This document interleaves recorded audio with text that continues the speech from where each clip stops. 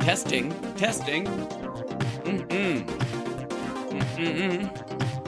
De-engineering. All right. Let's see. Moon River. All right.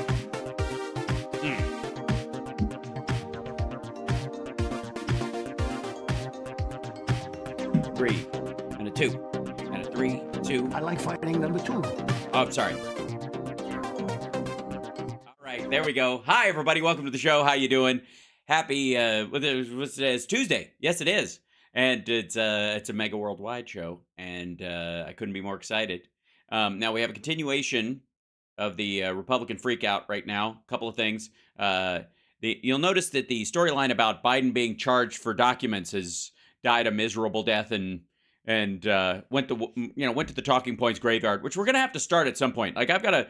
It's too late for Halloween, but I should create some sort of a talking point. Thank you, Karen, by the way, for liking the stream.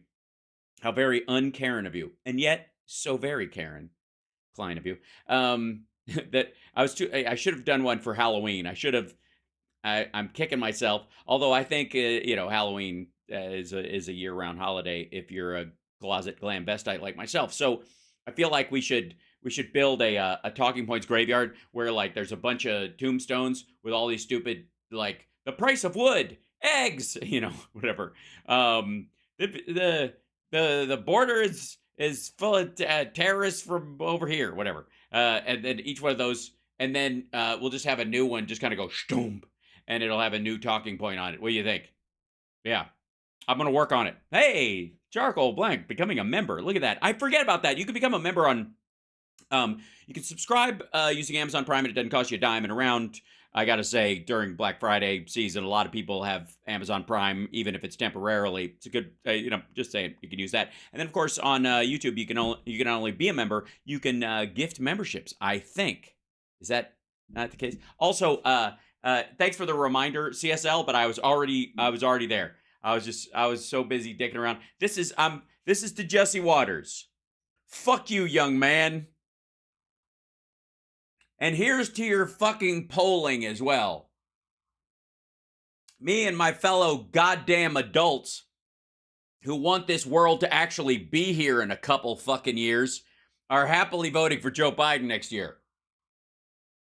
So, there you go. I don't have the fancy one, although I am a recurring donor. I don't have the fancy one that with a hot beverage, the eyes turn red from the sunglasses. I gotta get one of those, but man, Christmas gift. Dare ask that, and blessings to you. Like somebody's gonna send me one because you guys are awesome, and then I'll get like 35 of them. And according to Summer, we have far too many coffee mugs to begin with.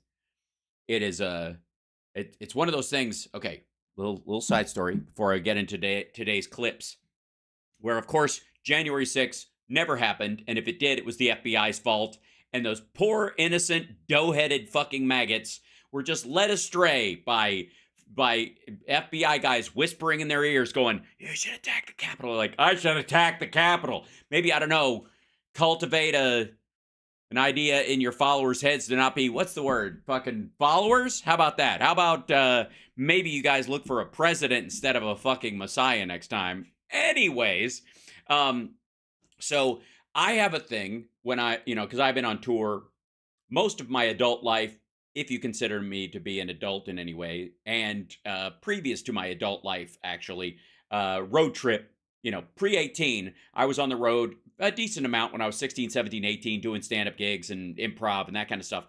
And then, of course, actual work as an actor. Go fucking figure. Yes, that's right. Proud union member since 1986.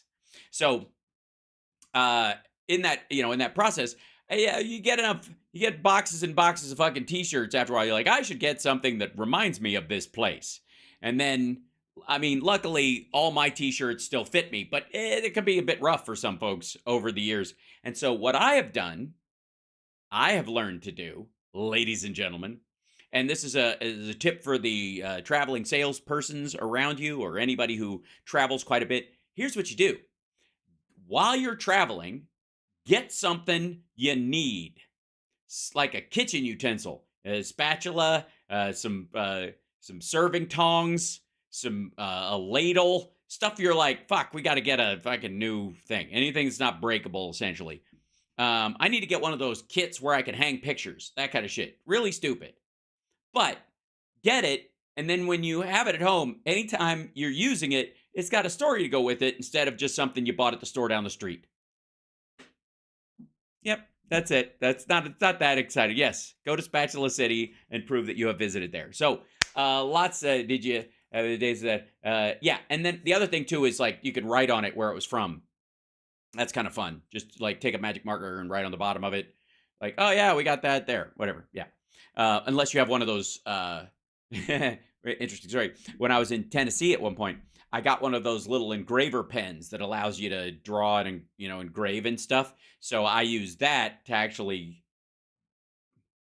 like drill the date into where I got it and stuff. So I'll put a little like, NATN, 95, that kind of thing in it. Huh?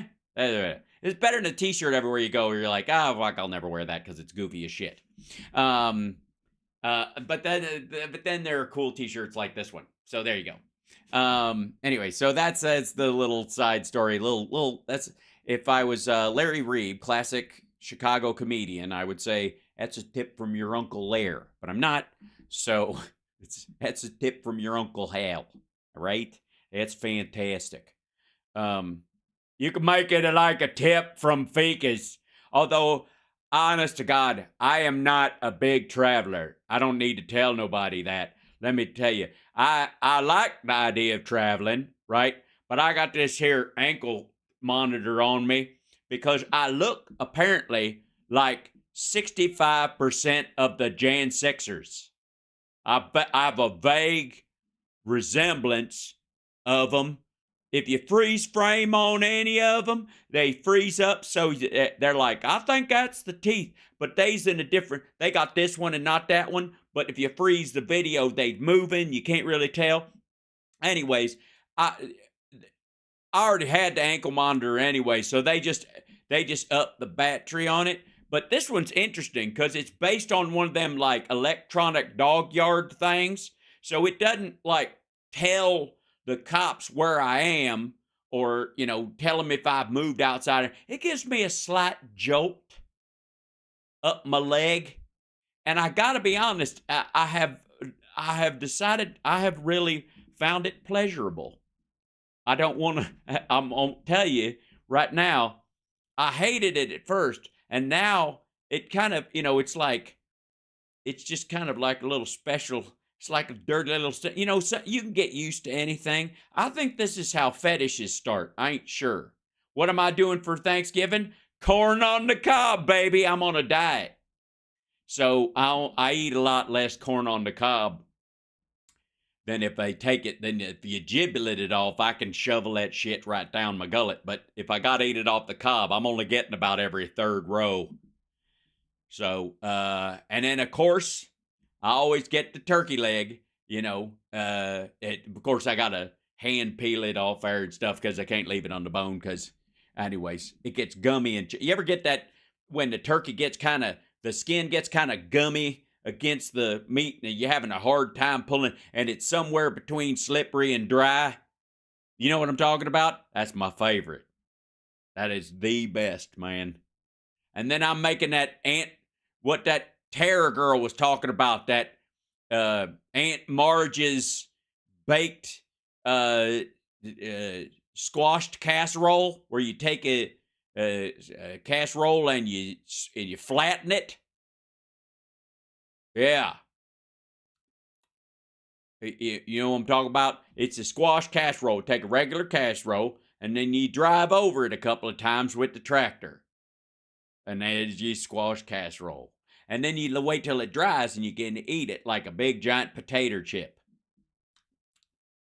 I'm getting hungry just thinking about it. Shit.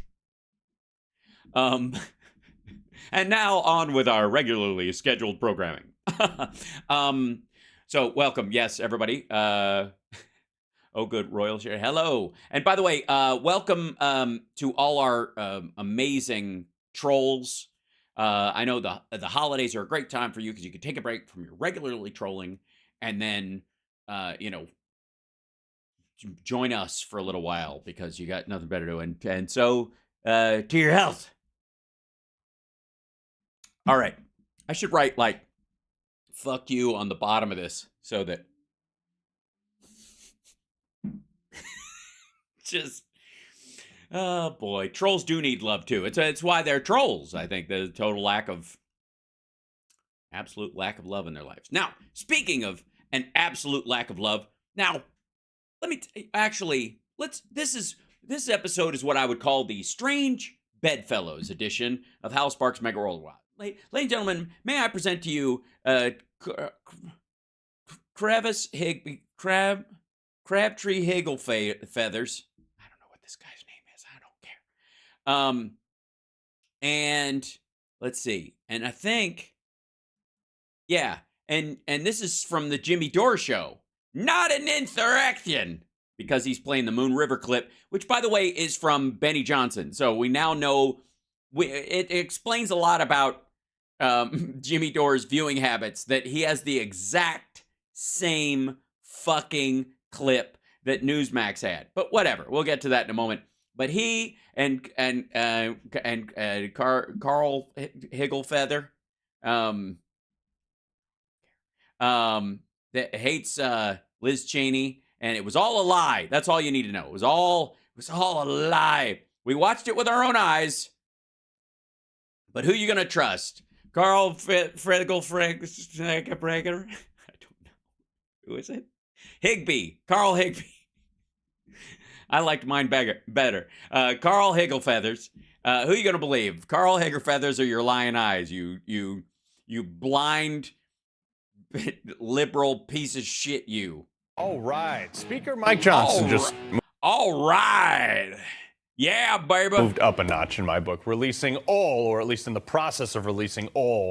Yeah, all. Some, but he's gonna all. The Capitol tapes from January 6th. And it turns out Oh, it's very exciting. that January 6th wasn't worse than 9/11. It wasn't worse than Pearl Harbor. Okay. I don't know where this shit came from. It was the biggest attack on our system of government since 9/11. It was the biggest attack on our. Yeah, I mean, I don't know where the Pearl Harbor thing happens. It was all the way across the country, and it was in airplanes. This kind of idea that they didn't accomplish anything. So I would argue it's a lot closer to Oklahoma City.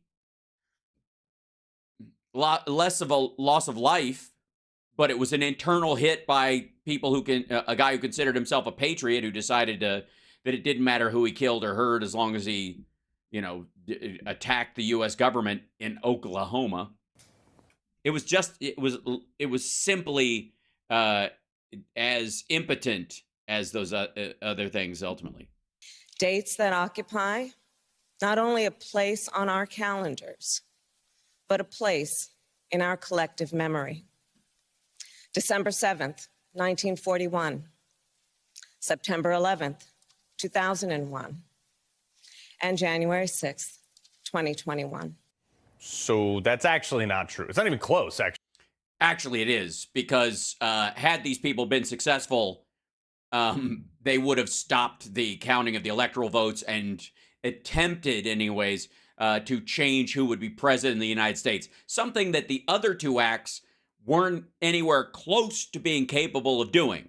9/11 and Pearl Harbor both were incapable of affecting our peaceful transfer of power. I agree. I would argue, in that sense, worse than 9/11, worse than Pearl Harbor. Also, fuckwad, the comparison was not in both of those things used airplanes, and this was mostly pedestrian. I would argue is the biggest difference. Okay. Also, both of those acts, I would say Pearl Harbor was a longer process than 9/11, which was kind of by the time we knew it was on, the impact of it was largely truncated to a couple of hours. This was a longer process, and the attempt to actually overthrow the entire electoral process in the country was, they hunkered down for a long fight. Actually, it wasn't a violent insurrection, and Yeah, it was. Yeah, it was. Yes, it was.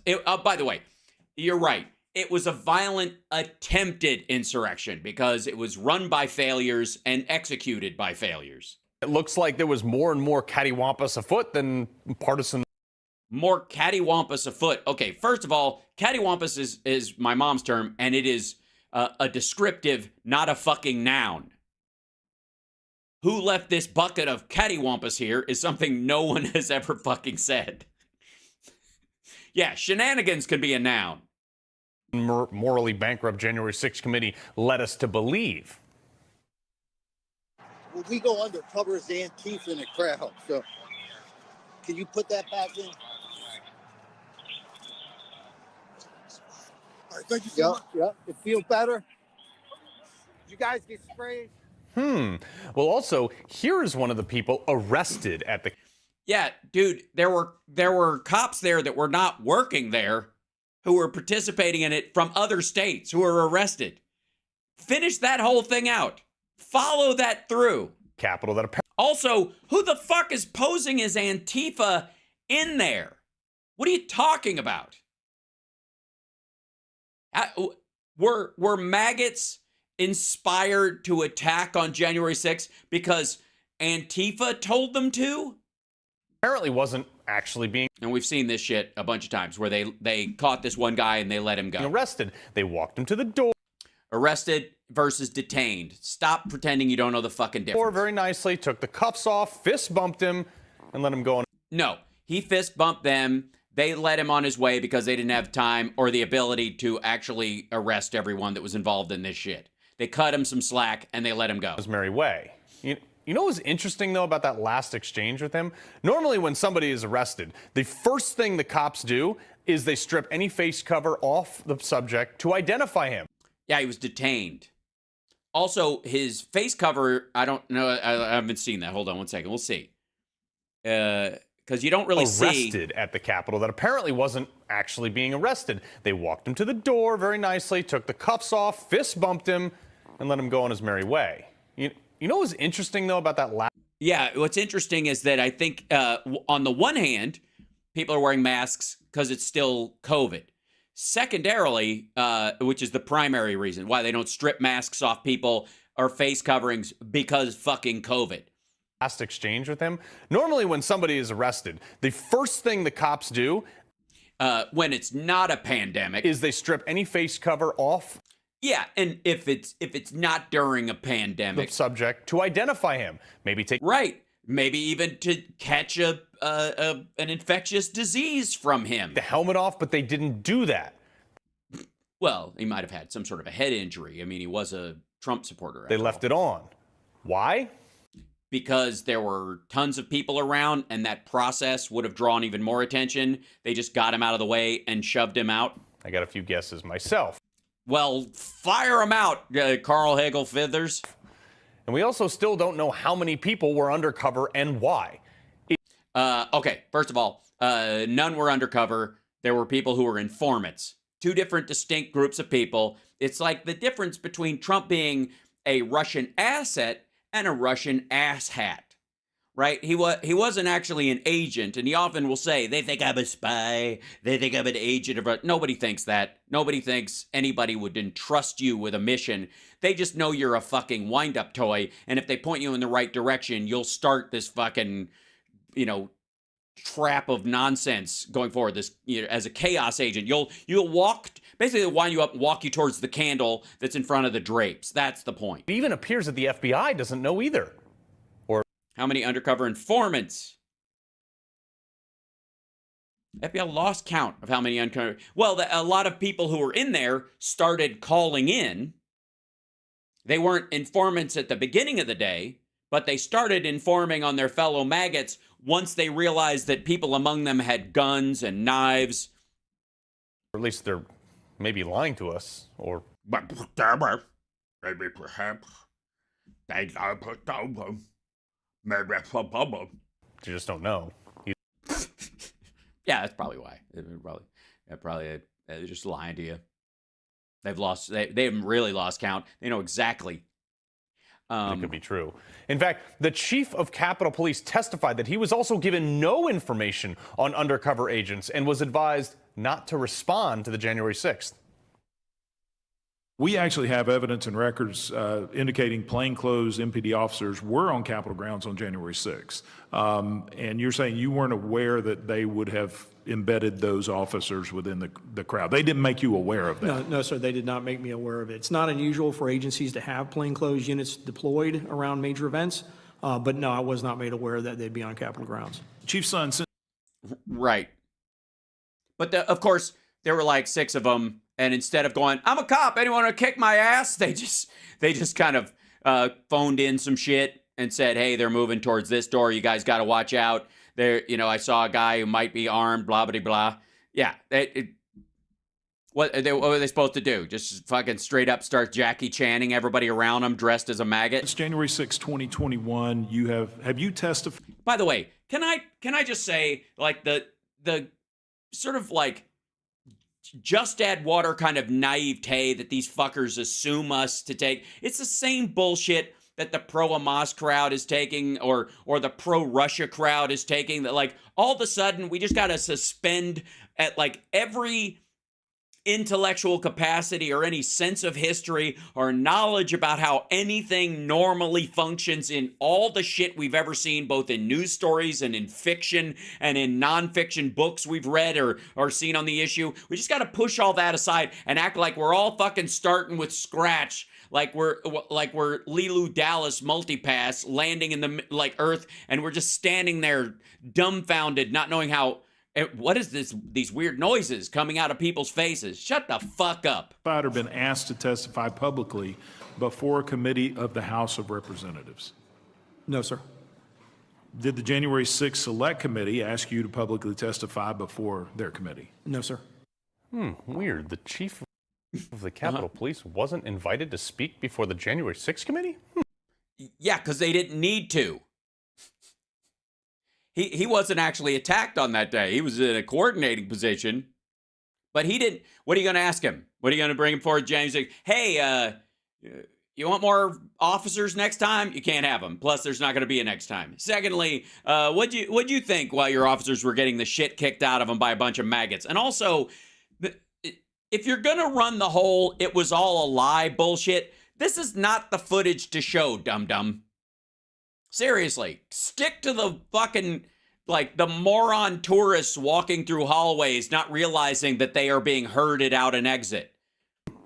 They also Look at this shit. Like, you're literally, look at the fucking bear spray. The Capitol Police And they're throwing the tear gas things they've gotten from, they've either brought or they've gotten off of other people. Before the January 6th committee?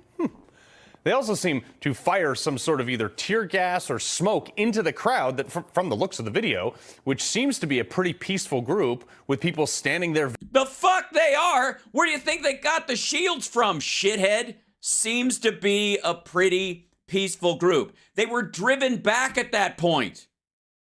Look at the other door, shitheel. Good Lord. Try harder. Videotaping it. This begs the question. Yeah, why don't they just let them come close to the door? Since they're having such a great time fighting them off and getting their spines crushed next door, why don't they just let them get closer? Why are they firing tear gas and smoke into a giant crowd of thousands of people trying to storm the fucking place who just built a goddamn gallows? I can't imagine. What came first? The tear gas or the pandemonium? The panda-fucking-monium, dum-dum. You wouldn't have... Who would they fire at if it was empty steps? How'd they get past the cops that were down there? You saw the footage. They knocked over the bike racks and started attacking the cops with it. What the fuck? Did one cause the other? Yeah, that's what it was. Yeah, the maggots were there to peacefully hang Mike Pence until somebody decided to tear gas them, and then they're like, fuck it. Kill the cops. It took one smoke canister for maggot to go from back the blue to bloody the blue. We'll see. We'll see. Eat shit. Look at this light. I can tell you one thing. This level of force was not used the other day against the pro-Hamas demonstrators or at the White House. What? Right, because they never made it up the steps of the fucking Capitol. It was unbelievable. Yeah, why don't they just fire into a crowd of people saying shit I don't like? It's like we live in fucking America or something. It's weird. So why was it used here at January 6th? Because they're storming the Look! Hey, asshole! Look to your left! Look at that! What do you mean, why? Jesus Christ! Honestly. Please tell me the Newsmax audience isn't going just, yeah, oh yeah. Look, I mean, these people, all they're there to pin a note on the door like Martin fucking Luther. That's what they want to do. It's just the beginning. This is just another version of the beginning of the Protestant reform movement. What the fuck?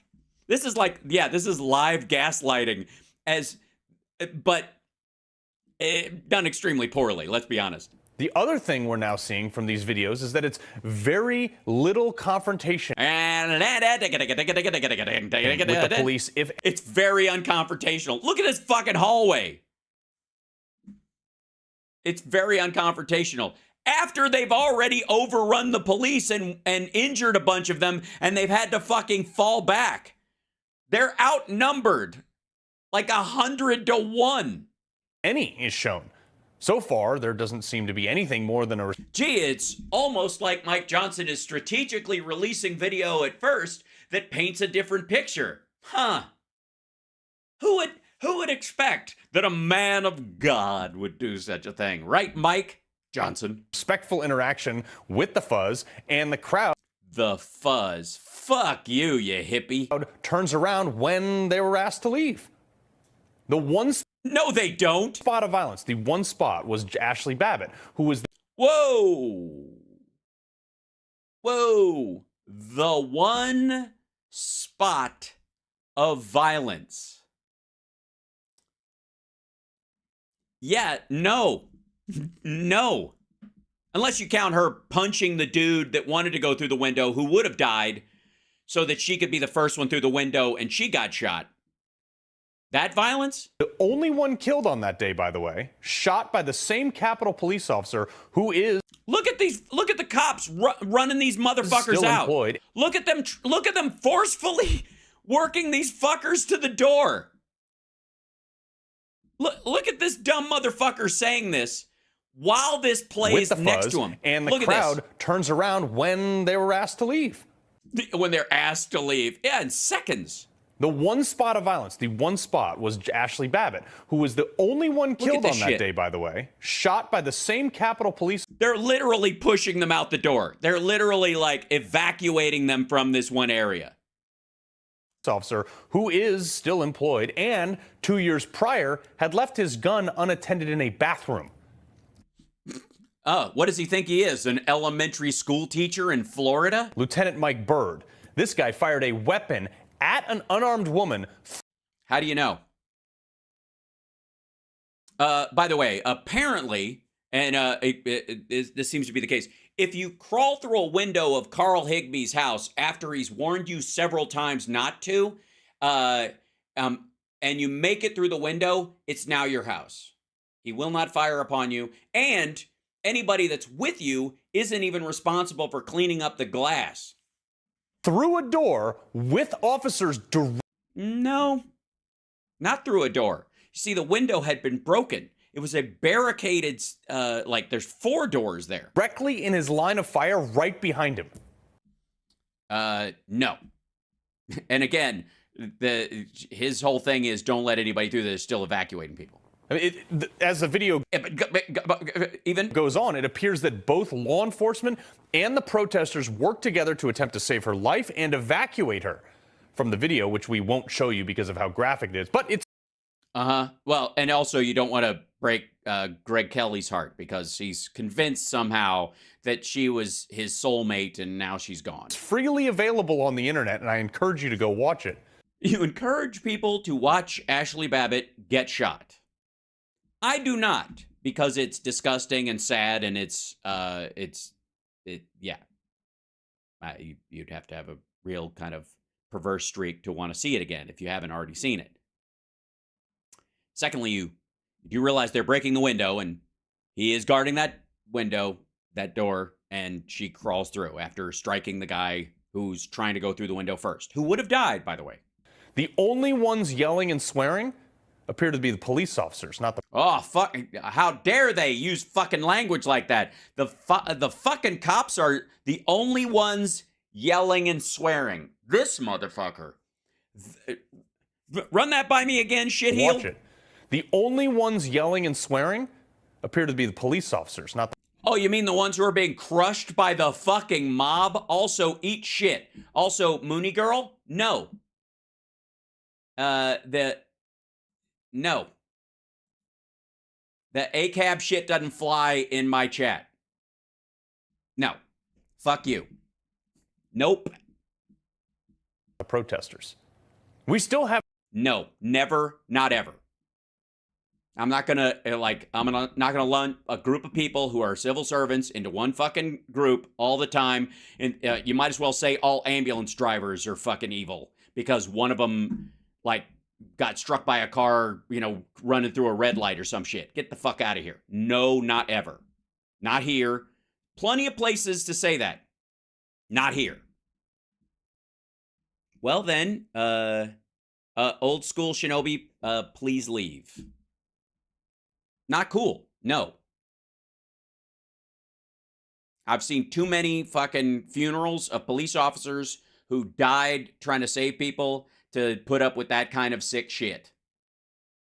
I haven't seen the other side of the footage from behind the shooter, whether or not confirmed lethal force was even actually needed. It was needed. He was blocking a door. They had barricaded a door. She knew the door was barricaded. She'd been warned several times. They were smashing their way through an interior door of a building they weren't even supposed to be to in the first fucking place. But from my vantage point, with a significant background in use of force, by the way. Uh-huh. Yeah, what would be your significant use of force? Let's say, I don't know, let's say an Antifa person or a BLM rioter was coming through, was on their way to a Target that they were going to burn down, Carl, and your house happened to be next door. So they're coming through one window and going out the other. What would be your response there, dum-dum? Doesn't seem to meet the bar. No, it doesn't? You would have just let her in if that was your job? So here's another one.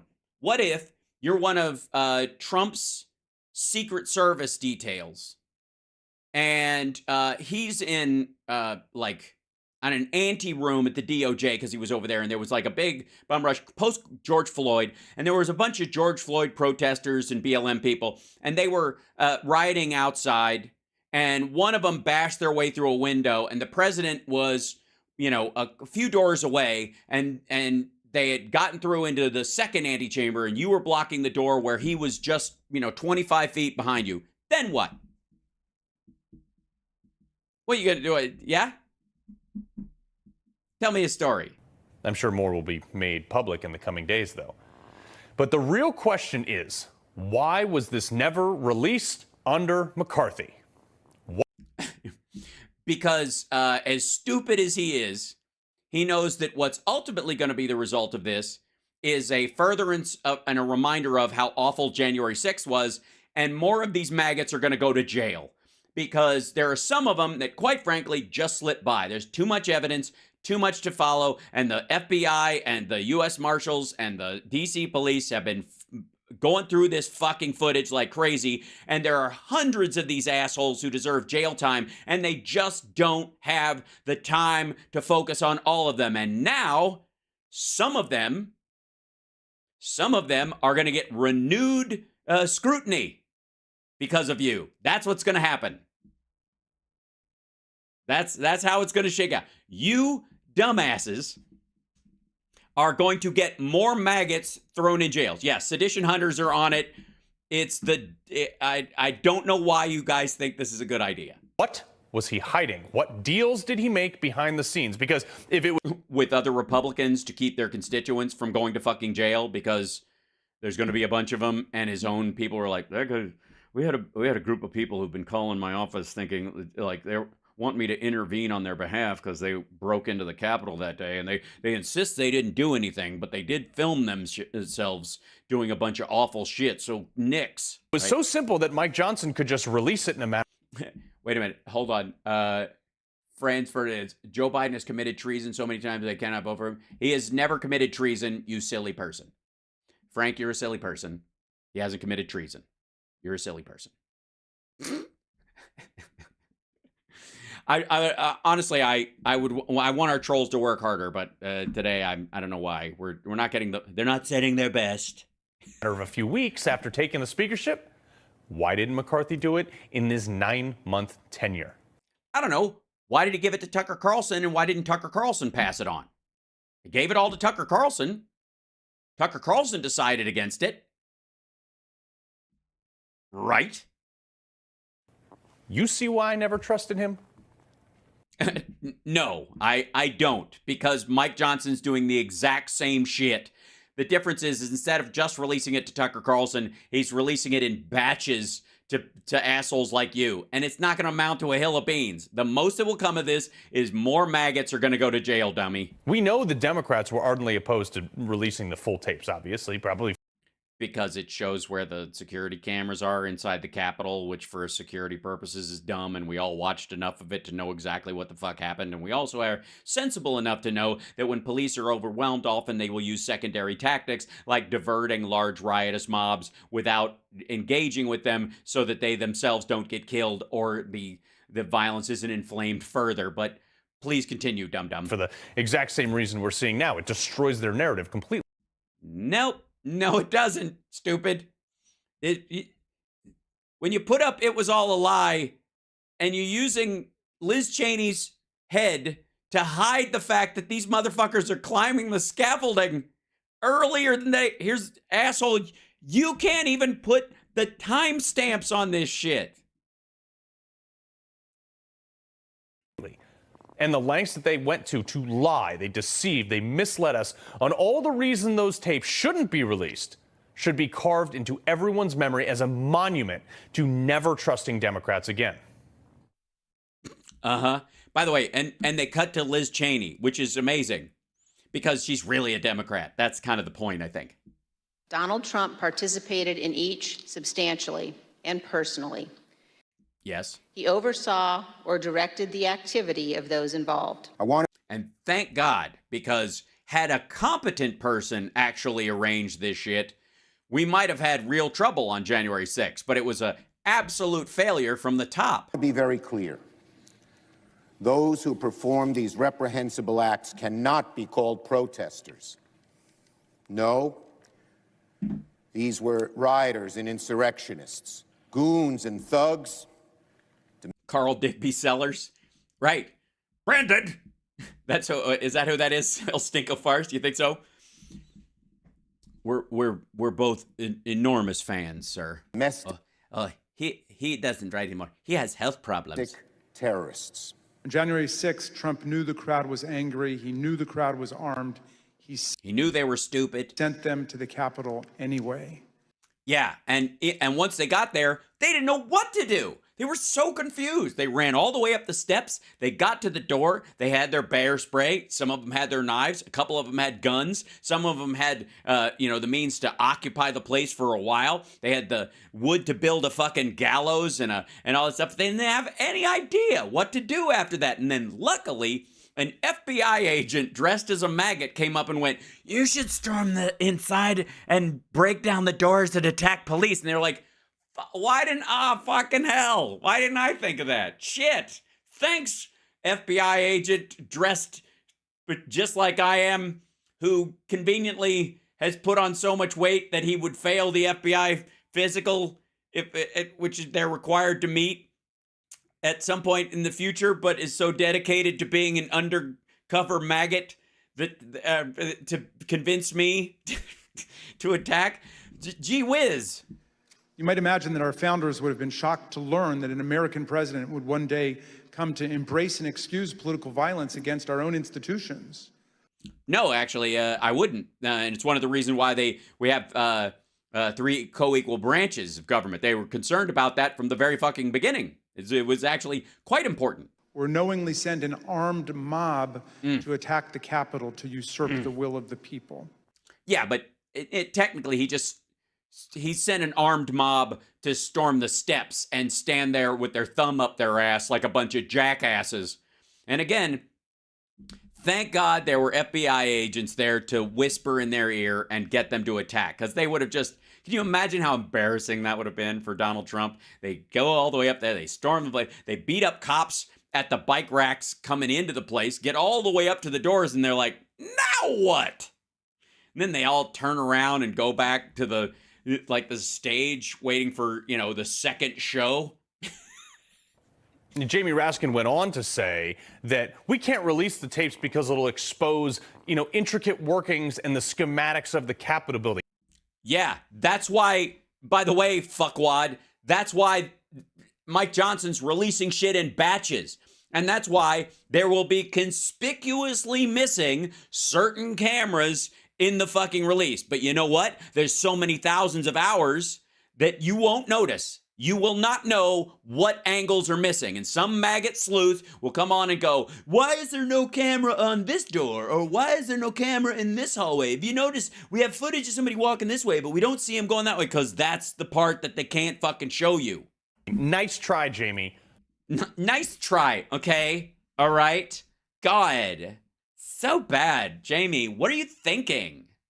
You can go online and see a map of the Capitol. Hell, you can schedule a tour of the halls yourself.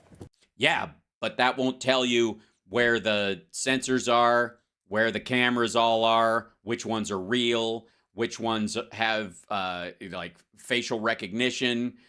I would guess all of them now, but previous to January 6th, it was a select few because they had standard ones that had been there for a while, and then they added the new ones. That kind of shit. Now they've just got to put all those fucking bulbs everywhere like it's a fucking Walmart. It was all a ploy to make Trump out to be the bad guy in an attempt.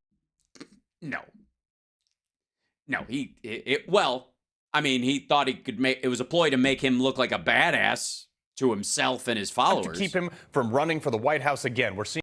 Yeah, that's what, yeah, they tricked all these maggots into storming the fucking Capitol and tearing down shit just to stop Donald Trump from running again. Seeing this in multiple states where they're trying to get him off the ballot, using it as if he was convicted. He wasn't even charged. Yeah, you don't have to be convicted or charged, dumb fuck. You just have to be recognized as part of an insurrection that's left over from the Civil War. If you did need to be charged that way, it wouldn't take 60% of the House and Senate to undo it.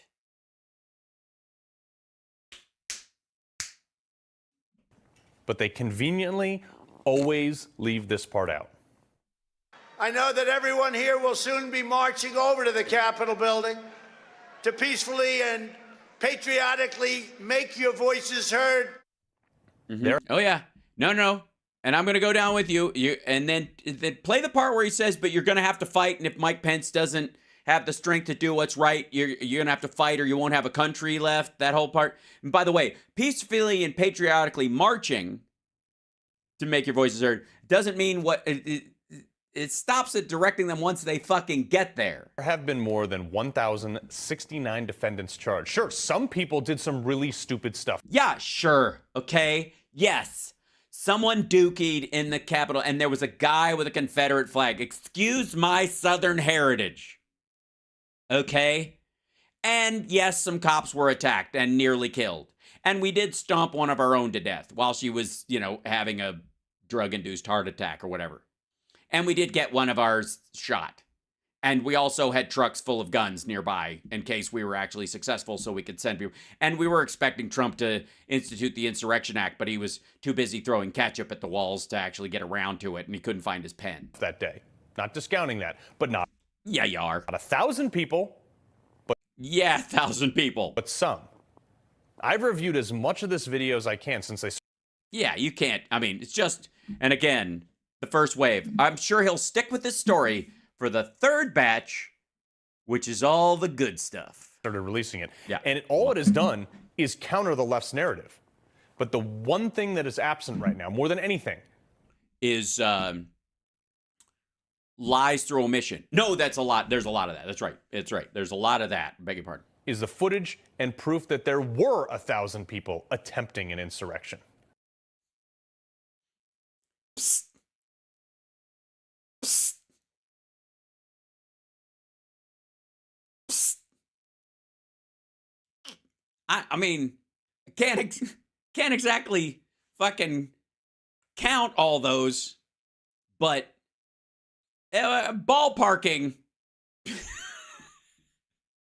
Because you know if there was, all these left-leaning groups would have been putting it on the front page right now, but it's not. Wait a minute. Putting what on the... Hold on. Back the fuck up. What's not? I don't even know that was a complete thought. What? And proof that there were 1,000 people attempting an insurrection. Because you know if there was, all these left-leaning groups would have been putting it on the front page right now, but it's not.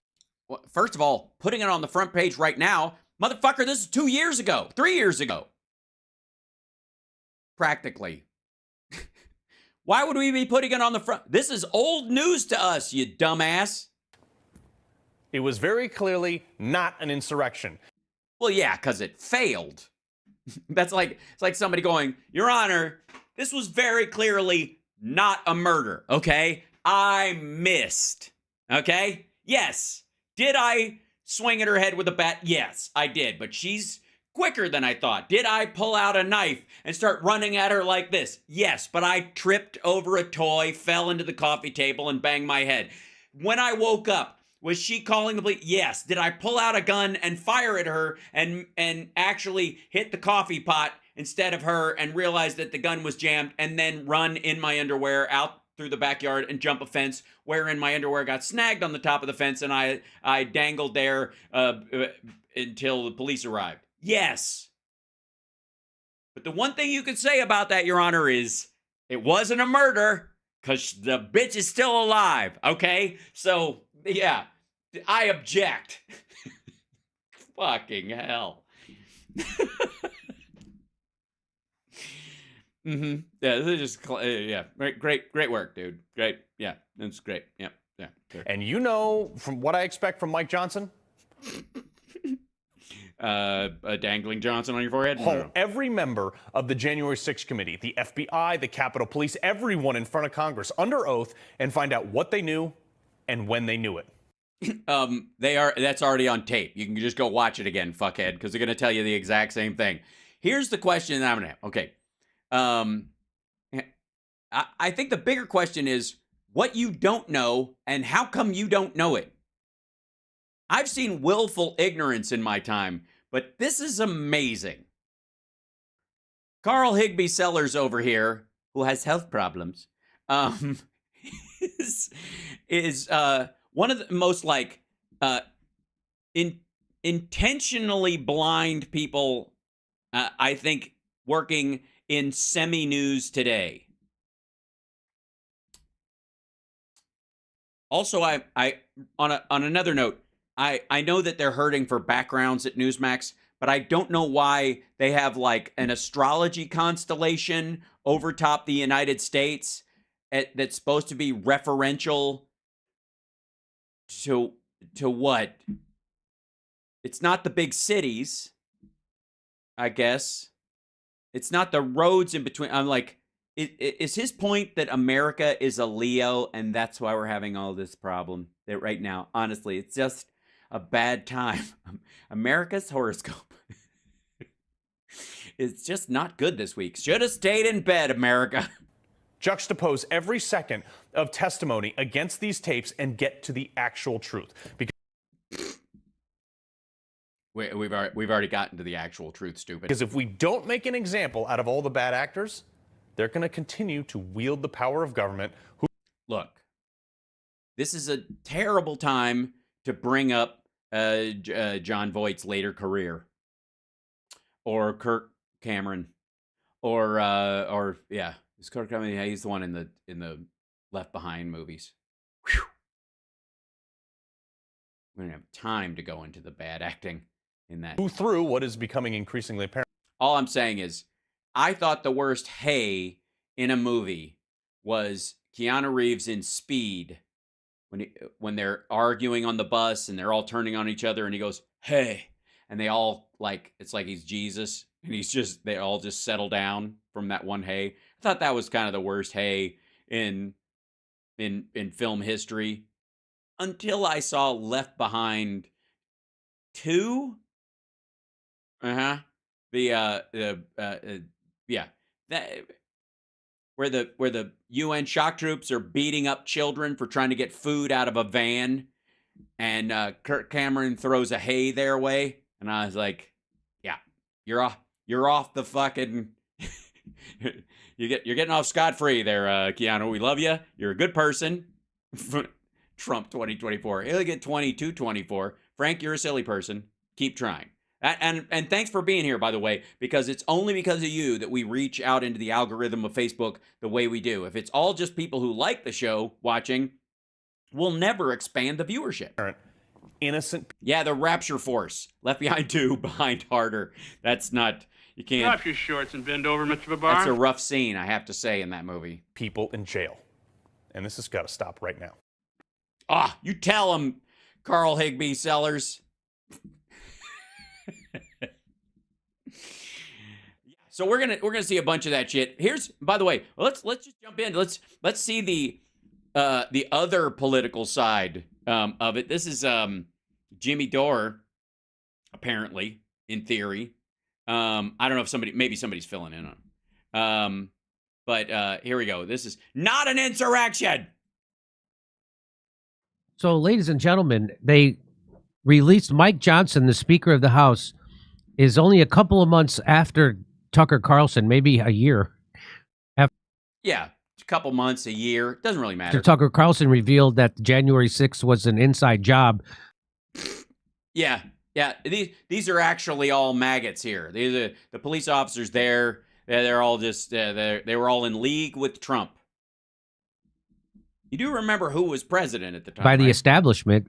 Oh, I see. Beg your pardon. For the record, I am the establishment, and I got to say, I didn't realize I was this powerful, but I've managed. I mean, I got it. If they were really the establishment, and they've been the establishment, wouldn't they have been successful? And if the establishment wanted to get rid of Trump and to put in Joe Biden, they had already succeeded. Why did they need any of this bump and ruffle bullshit? Also, it's nice to know that Jimmy thinks the establishment isn't all W's all the time. And a setup. We all kind of suspected. And here he I just expected. is. Now he's releasing the video. Is he? All 1 minute and 16 seconds of it without timestamps, Jimmy? 10,000 hours. You got 1 minute and 16 seconds, and you're not even saying what time of day it was. Who needs it? To show you yeah, just show us that part. I guess they got the Capitol cops. You guess, sure. Directly from Uvalde. Because here's what actually happened on the. Here's what actually happened. Inside of the Capitol. Inside the Capitol, at one door. We don't know where this door is. No one knows what time of the day it was. You want to see? Yeah, it's 42,000. It's supposedly 42,000 hours in total. He only released a third of it, though. That's the part where Jimmy's like, a third of it's out. We can draw a conclusion from that. That's fine. What happened? Here's what happened. The cops. You can take the audio down. Yeah, take the audio down. You don't need to hear this. The cops are leading them into the where? Jimmy, where are they leading them into? Where are they leading them into, Jimmy? Where are they trying to lead them into? That's what they're doing. Yeah, they're leading them into that's what they're doing. My God. Look at that. It's like 9/11 and 10/7 had a deadly Hamas baby.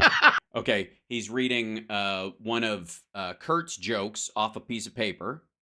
Again, time and date on this? Time and date on this? What do you think? 4 o'clock, 5 o'clock in the afternoon, 3 o'clock? These are all the kind of people that love cops, by the way. Hey, look, did you see that? I'm going to show you this. So watch this guy. He says hi to this guy. Oh, no, not that guy. There's another. Yeah, so what are the cops supposed to yell? Fuck you and start a fight with everybody as they walk by? Look how many of these people there are, and look how many cops there are. Are you out of your fucking mind? Genuinely. This is just, again, this is all based on this, like, everybody has to suddenly be completely naive and just disregard all reality. And again, yes, it's de-escalation is exactly it. This is what people like Jimmy supposedly clamor for, right? You got to de-escalate. You got to make sure this crowd doesn't get worse so more people don't die, right? Also, which hallway is this? What time of day is it? You think he even fucking cares? Where's this clip from? Not even bothering. Another guy Yeah, coming. here's Hold why on. you're an idiot if you don't think January 6th was set up, because these are the kind of people. Remember, all the shit libs were saying defund the police and all cops are Yep. bastards. These are the people that love cops. These people love cops. Then why did they beat them to get past the bike racks and then the doors? There wasn't anybody going to fight any cops until the feds in there riled it up. Because That's right. Yeah, that's what it was. Yeah, again, these feds just whisper into these maggots' ears, and then all of a sudden... these people are natural allies with cops. No, they aren't. Have you heard them talk about the FBI? Have you ever heard them talk about... Remember who was it?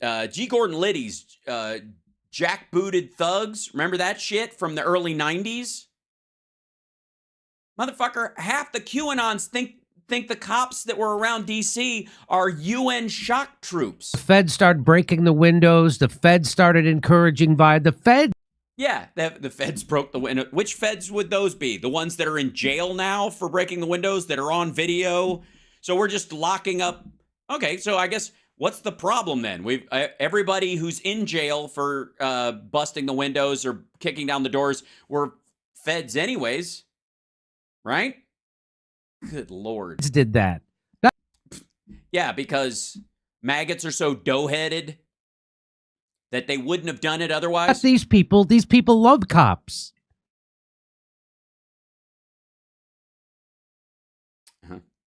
I love anybody that I would step over the blood and busted teeth of to get into a building. Once I'm in there, what the fuck you gonna do? And you can tell. Watch this. You could tell that some of them think that those cops are on their side and work with Donald Trump, and the other ones outside work for Joe Biden. So this is what really happened. The cops brought them in. And did this cop... They brought him in? What? Where's the timestamp on this, Jimmy? So this is the guy I wanted to show you. By the way, this is from later in the morning when I think near the back of the Capitol. So we've seen a bunch of this footage already where the cops decided that they had to start routing some of the bigger crowds out of this fucking place. So they shut down a bunch of interior doors with the big gates you can't get past. And then they routed people fucking through the outside circle of it. And there's labyrinthal hallways in there that people would go like, and by the time they look up, they're outside. This guy said, he waved to the cop. The cop, hey, how you doing? Right. What's he supposed to do? Flip him off and get the rest of the cops around him killed or some shit? Watch that. That's my favorite moment. So this guy gives him a... Thank you for your How you service, doing? officer. How you doing? Hey, cops. You're doing a great job. Those look like real insurrectionists. They're there to overthrow the government, Kurt. Those Wow. people are there to overthrow the government. I'd say it's peaceful and fiery, but there's not even a fire. They're there to overthrow the government, those people. But what about the... Yeah, they are. Look at the volume of them next to those police officers. And again, these idiots are being herded. other videos where the agent provocateurs got a fight Yes, tell us about the agent provocateurs. going. You know, after I'm convinced. I don't know. A minute, 16 seconds? What more do you need? Minute, 16 seconds from God knows when during the day? Yeah, I mean, all right, I take it back. Trump's still president, and QAnon was right. But that's it. We're going full storm now. We're going like the storm's coming. October 7th, none of this matters. That's the thing that we really should take away from this. I only care about October 7th. I don't care about this. I don't care about Ukraine. I used to care about these. October 7th is what I care about now, because that's what I've been told to care about. That's exactly right. And I do. Yeah, I don't know that I can't tell, because I don't give a fuck about either of these guys, which one's being serious. It seems like Kurt was going in the direction that he actually does. And Jimmy was like, nah. And so I can show you videotape after videotape after. Please do. Find me one, all I ask, one with an actual timestamp on it, so we at least know what fucking time of day we're looking at. Videotape of this like this. But this is, I'll just show you this one because yeah, because it's one of the earliest ones released by Mike Johnson. You didn't have to look very hard. It's later in the day. Long shadows on the floor being what they are. The sun is not directly overhead. It tells you everything you need to know. It's 40,000 hours roughly of this. And that's why. And it's not 40,000 hours. It's 7 hours, effectively 30,000, 20,000 times. They wouldn't show this to you. There's never a reason. We saw shit tons of this stuff. I don't know what the fuck they're talking about, by the way. During the Jan 6 thing, we saw these dumb motherfuckers being herded through the dome. We saw these dumb motherfuckers being herded through the doorways and out the other side. No one is shocked by this shit. This is actually how they diverted the large portion of the crowd. Reason not to show you the tape. There's never a reason not to show. There's absolutely no reason not to watch the video if you can watch it, and not just a piece of it, but the whole. I'm sorry. What'd you say there, Kurt? There's absolutely no reason not to watch the video if you can watch. Right, if you can watch it, and not just a piece of it, but the whole goddamn thing. Ah, I see. So not just a piece of it, the whole goddamn thing. Is that? Watch the video if you can watch it, and not just a piece of it, but the whole goddamn thing. So all 40,000 hours, we know about the violence on that day. We've seen it. Most of us have seen it too many times. And so what Kurt wants you to do, and what I guess he wants Jimmy to do as well, is to don't just focus on minute moments on a loop, for example, but watch all 40,000 hours and get the whole picture.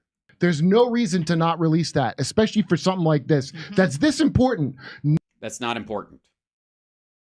It's yet another hallway where they were diverting the large portions of the crowd to try and de-escalate. Dum-dum. 9/11 times however many important, not as important as October 7th, but...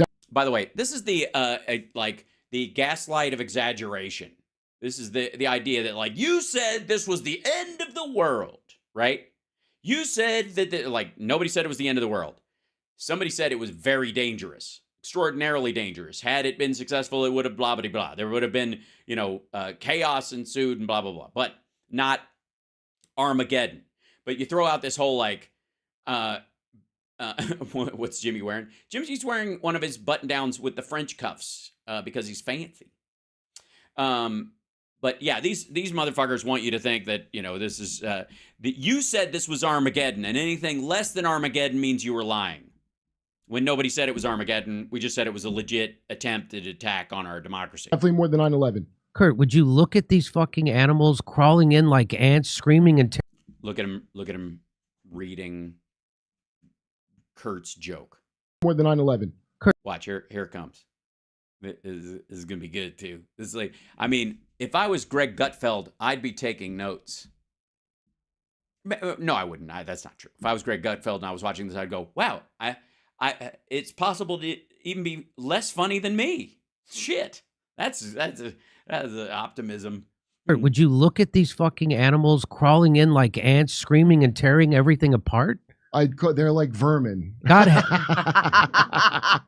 God help us from... Jesus Christ.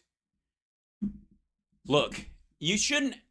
If there's a punchline, read the fucking punchline. If you just need a script for your own sarcastic bullshit statements, I honestly... Does it get weaker than this? Please, God, protect us from quiet people walking double file down the corridor. It looks like they're ready to go and take a shit in somebody's office. I'll tell you that. Maybe you think some middle-aged people marching slowly isn't a threat, but that's all Ukraine's got right now. Yikes. Fuck you, dude. This is Yeah. bunch of Second Amendment gun nuts Where's showed their up guns? showed up to overthrow the government, and they didn't bring their guns.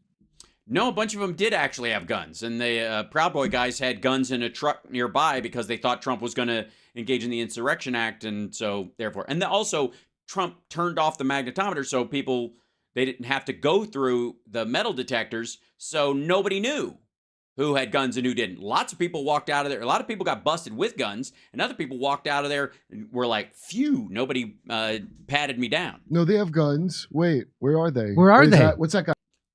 I don't know. Can you see a gun under a big winter coat?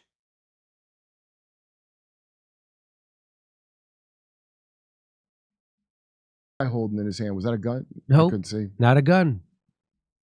Again, look at the backpack on that fucker. You ever gone into a public space, go to Disneyland, or go into the fucking Smithsonian or something, carrying a big, puffy, zipped up backpack like that? They're gonna want to run it through a metal detector or fucking look inside of it, because about every 6,500th person has something fucked up in there. A knife, a gun, drugs in some major way, or literally means, that they brought, by the way, just because they're a dumbass, but also people who mean ill.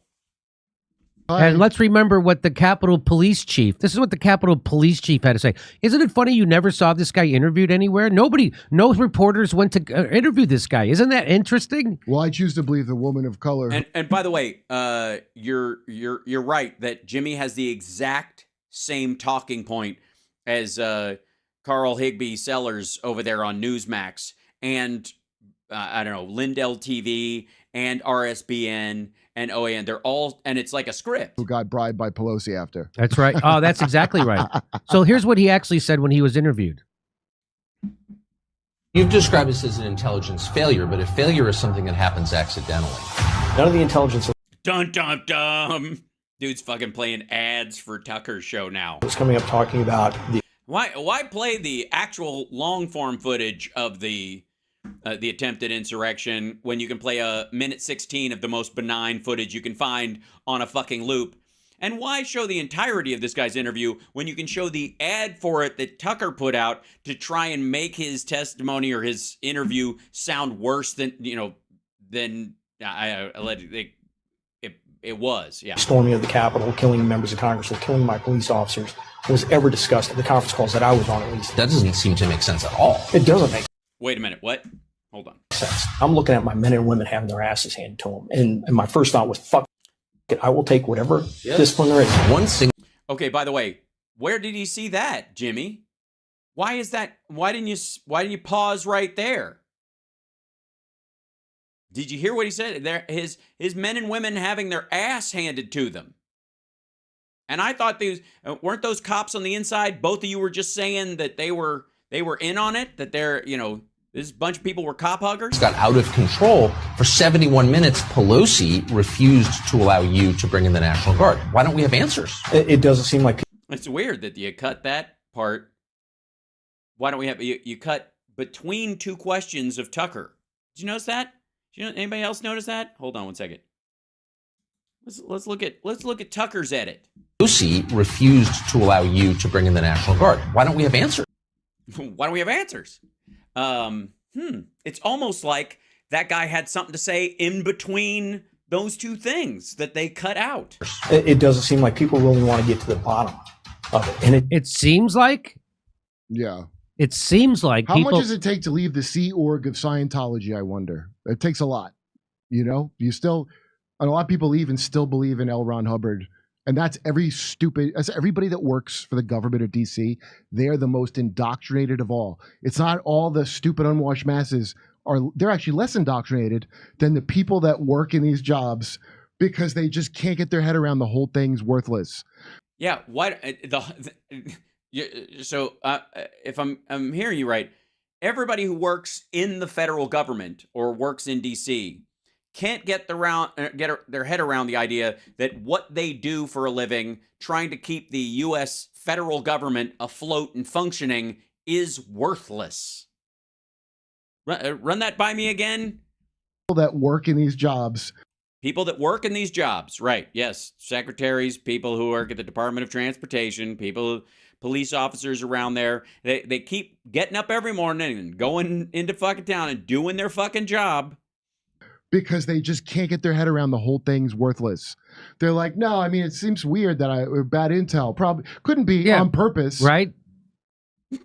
Yeah, I don't know why these people who actually work for a living doing this shit don't just buy into my bullshit, half thought out conspiracy theory that I cribbed from Telegram and QAnon. It couldn't obviously be what it is.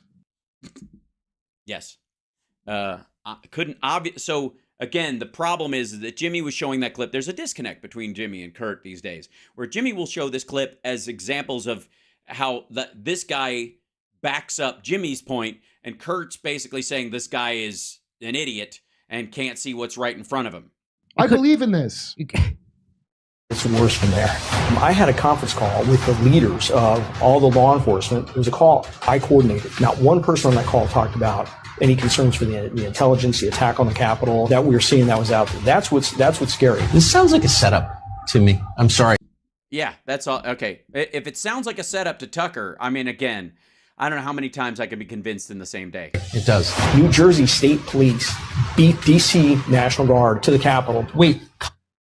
So cops from New Jersey got to the Capitol Yeah, but that's because there were some cops from New Jersey who were actually in the crowd. faster than the National Guard did from inside Washington, D.C. Wow, it is like... Yeah, but also city police can react to an emergency in a way that National Guard troops cannot without authorization. October 7th. And that has to come from the president. It is. Cops drove from New Jersey before the National Guard could get from the Armory on Capitol Hill to the Capitol. Why isn't this story everywhere? I have no idea. It's funny how Jimmy just is so comfortable taking a promo and thinking that he's, I mean, what am I don't even know why I'm confused. This motherfucker was just showing you footage from the Capitol. He has no idea when it took place over the course of 7 hours. No idea. Just played it and went, that's evidence that no one was attacked, that it was an inside job, that it was all bullshit, that these people wouldn't have done anything violent if they, if it hadn't been for the FBI goading them on. And his evidence for that was one fucking loop, 1 minute and 16 seconds long without any timestamp on it, from fucking God knows when and God knows where in the actual Capitol. When fucking Ashley Babbitt's dying and fucking Roseanne Boylan dies and is being resuscitated by police officers that the maggots themselves are attacking, so at the same fucking time in the tunnels underneath the fucking place. So why would I be surprised that Jimmy would look at a promo of an interview from Tucker Carlson's X show, which is built to make people go, oh dear God, Pearl Clutch, gotta watch this, by editing shit out of context and taking that guy's answers and the questions by Tucker Carlson and truncating them together to make it look like a gotcha. Why wouldn't you just play a section of the actual interview that proves your fucking point? What are you gonna do? Run out of fucking time between selling gold or some shit? I think you do have an idea. You have no idea. Of course you have an idea. The idea is the establishment wanted to criminalize a political movement called MAGA. Oh, I see. So the establishment wanted to do this. Why? Why didn't they do this with the fucking Tea Party then? It's the same fuckers. And again, Biden had already won. That supported Donald Trump.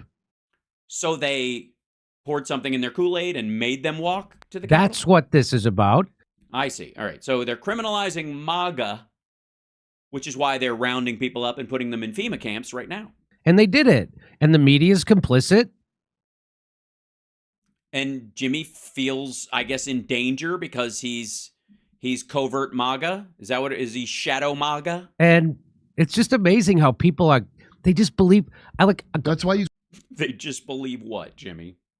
That 1 minute and 16 seconds of timestamp video is indicative of a 7-hour attack on the U.S. Capitol, and that's all you need to watch to feel like you know everything that happened on that day, or that the narrative was the opposite of what literally everyone watched on Facebook and the news, and Donald Trump himself was cheerleading. So when college. you talk to people who believe the media, and what I do is I say to them, I'm sorry, I say to them, is Tucker Carlson not media? Also, is video with no timestamp media? is there anything that you see on CNN, Fox, or MSNBC that you don't believe? Again, this goes to the extremism gaslighting. Like, all right, so you believe everything they say? It's like a kid in the neighborhood going, "Oh, so you do? I got to be home because it's time for dinner." Oh, you do everything your parents tell you to do? Like, no. I masturbate quite a lot, but I didn't feel like that was important to the conversation. I'm actually hungry, fuckhead. Is there anything you read in the New York Times or the Washington Post that you don't believe? What is it? What are the things you don't believe? By the way, Jimmy has been siding with the New York Times in the Gaza coverage lately, just for the record. They never have an answer. That's because it's a stupid question. It's an absurd premise. What are they supposed to do? Cite the articles that they read and they were like, nah, whatever. Change the subject. They go, They change. to me, I trust science. They'll say shit like that. Is that what they say? Is that what because you're talking about fucking anti-vaxxer shit? And you're like, oh, you believe everything New York Times says about vaccines? You're like, no, I don't get my information about vaccines from the New York Times. What the fuck are you talking about? Is there anything you don't believe that the media tells you?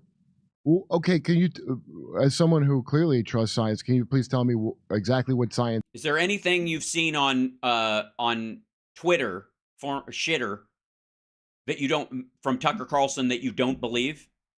Do you believe everything Tucker Carlson says? Here's a good idea.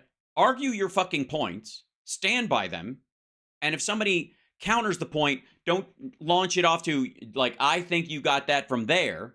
Because even if they did, fight it on the field in front of you. It's not that you heard it someplace and you believed it. It's that you believe it that matters. And if you're going to argue from one point of view or another, that point of view is yours. No matter where you collected it from, either a myriad of sources or a single source. And this is like the inversion of the appeal to authority fallacy in debating. You know what I mean? Is that like when somebody just quotes the Bible and goes, well, the Bible says da, da, da, and that's supposed to end the fucking argument. This is the inversion of this, which is like, oh, you probably read that in the Bible or something. Like, no, this is something I genuinely believe. It says the definition of science. Please go ahead. The definition of science is, I wonder what that is. It's a system. Oh, dear. For testing to see what you can know for sure. Yeah. So it's a system of questioning. Yeah, it's a system. Huh. It's interesting you bring that up, Kurt. So what happens in a system where you test things that you can know for sure? Sometimes you will test things and they will appear to be true for a period of time.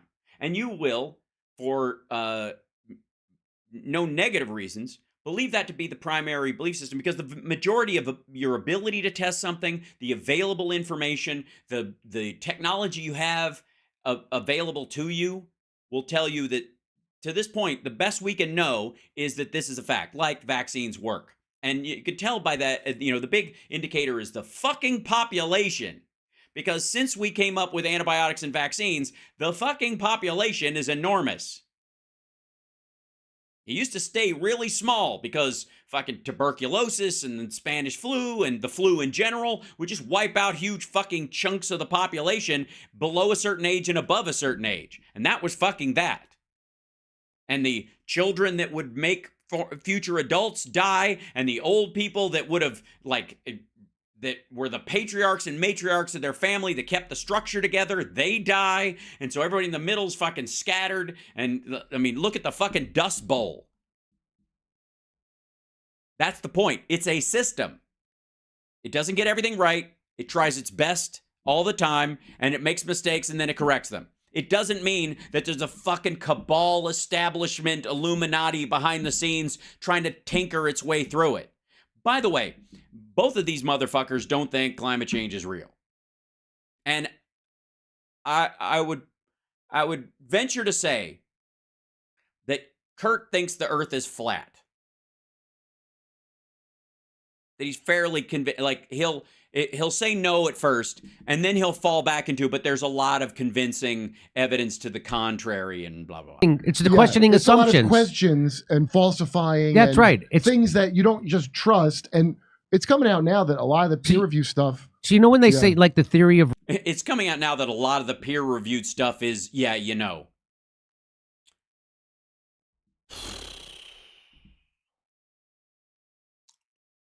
By the way, this is where they will take the big fallback with the current crowd right now is peer-reviewed journals about psychology, which is an amorphous zone of science to begin with because you're asking people how they feel and what changes in how they feel have happened over time. So you can't measure it by, white blood cell count or some shit like that, that they want to compare those kind of peer-reviewed studies getting walked back over time or people fudging their details around psychological studies with fucking vaccines, with, measurable, with physics for fuck's sake. Relativity. Mm-hmm. So I remember one time I had this discussion with my father, who, and my sister didn't believe in it. She didn't believe in not the theory, the theory of evolution. Oh, yeah, that's Yeah. To which they're basically the same thing. Excellent. So your sister didn't believe in evolution. Okay.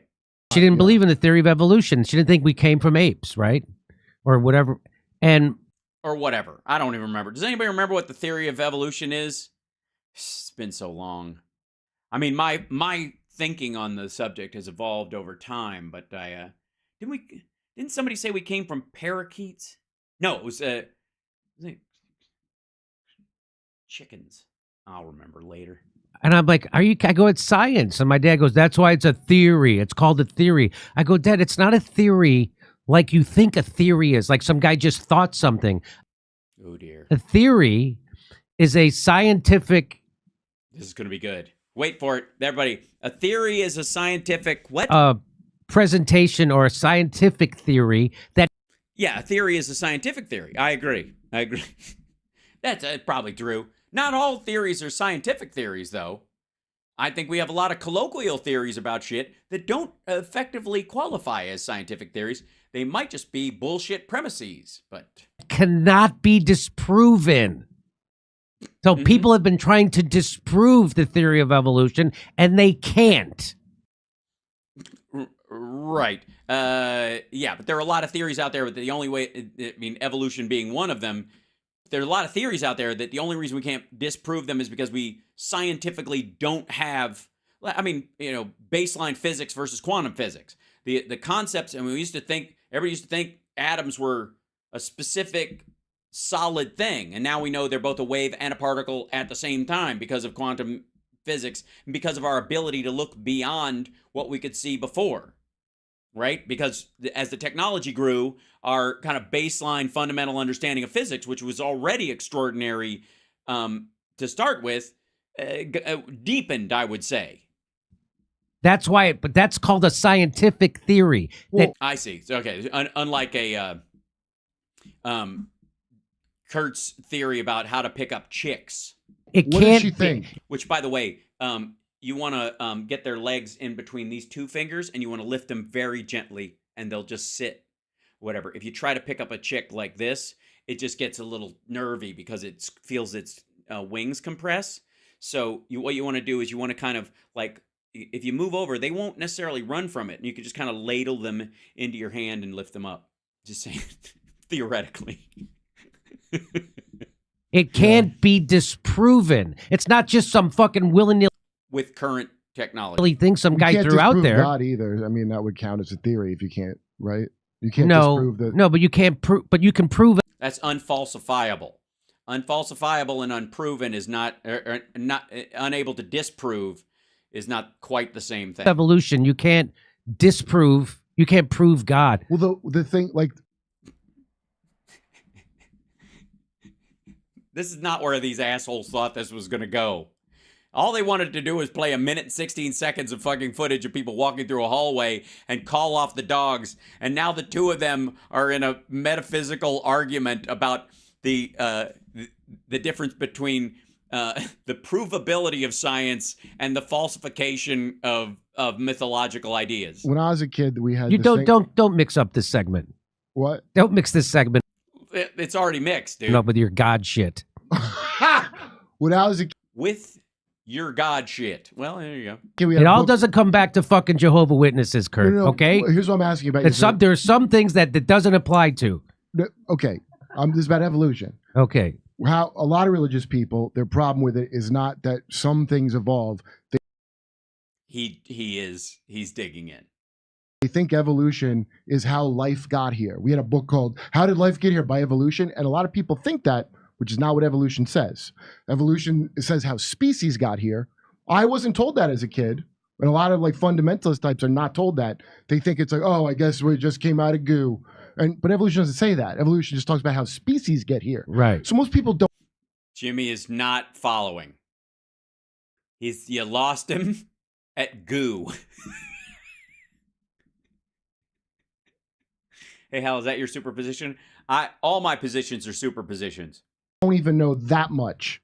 If you don't believe me, Drop your shorts and bend over, Mr. Babar. Like it's not even a, like Even the nuns in Catholic school, said to me that, you could believe the theory of evolution or not, but you could also believe that I said, well, he remembers all of it, which is good. Yeah, this is strikingly good television, by the way. we didn't all come from the Big Bang. And she said, yeah, but God invented the Big Bang. So we all came from. Yeah, that's what happened. God invented the Big Bang. That's what they said. I'm sure that's how they explained it. It's nice to know that Jimmy's had shit in his ears his whole fucking life. God.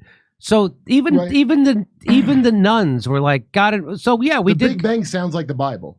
Right. Let there be light. Boom. Boom. That's what it sounds like. In fact, I think a priest or some kind of. So even the nuns were down. I'm just can I just enjoy it for the fact that they're now sort of arguing this point between the two of them, and trying to find common ground about this, and it all started with a video of a bunch of maggots walking down a hallway For a theory of evolution because it came from God. Right. Anyway, here's Nancy Pelosi. Jesus Christ. Yeah, we've seen the footage of her. Anyways, anyways, here's Nancy Pelosi. Look, and by the way, the footage he's about to show, not only is it from The Guardian, which I believe, if I'm not mistaken, is media, but it's also been shown already, and there's a sign language lady there. So obviously, we're getting unbreakable stories that are getting broken finally. Whew. Shit, that was a rough one. I gotta say, that was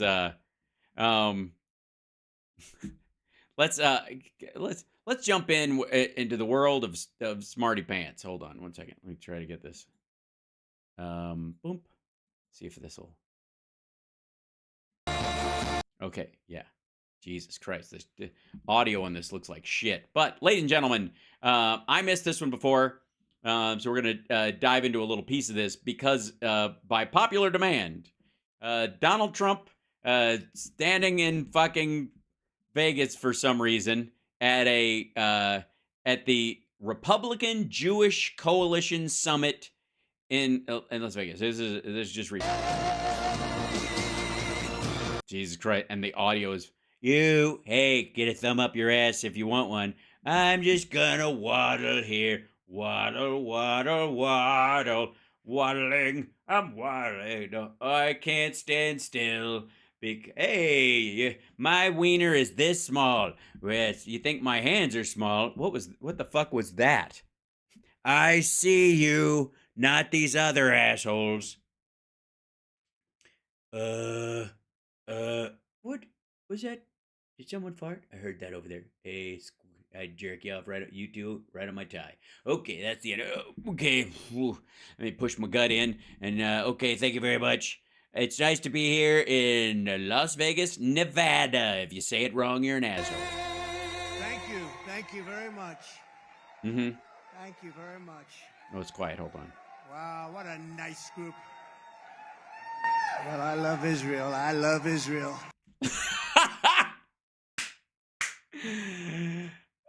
I love Israel. This is the Republican Jewish Coalition Summit in Las Vegas. This motherfucker's not in Tel Aviv. Jesus Christ. We thought he was confused when he was in Sioux City. It's an honor to be back with so many great friends and incredible supporters and the true American patriots at the Republican Jewish Coalition. Great honor. Great honor. Great honor. Nice to be back in Israel.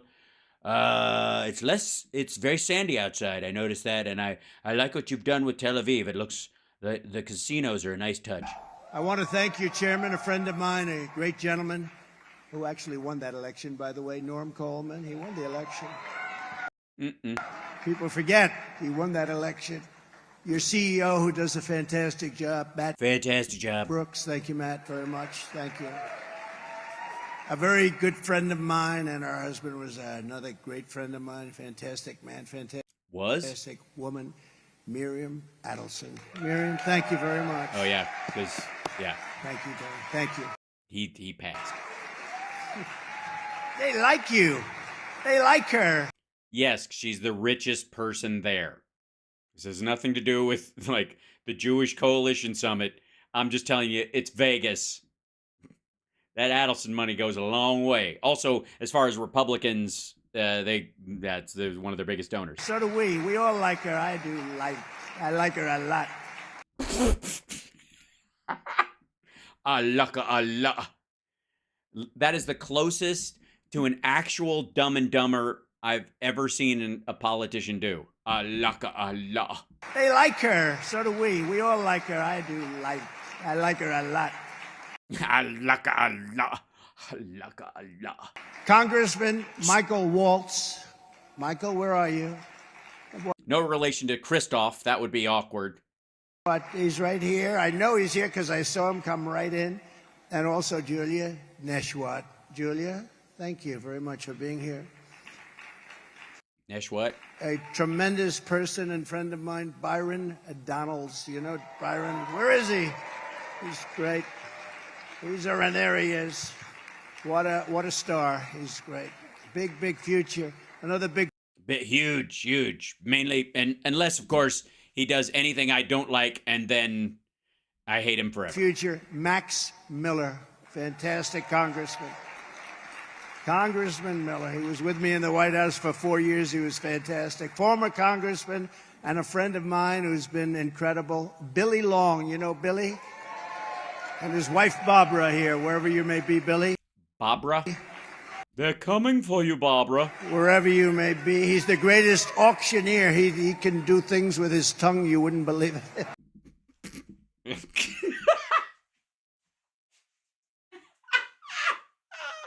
Really? You don't say.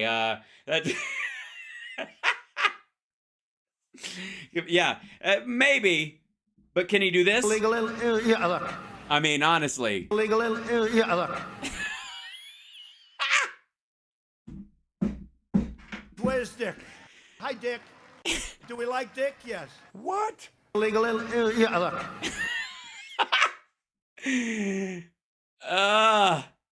He can what? He's the greatest auctioneer. He can do things with his tongue you wouldn't believe it. Thank you.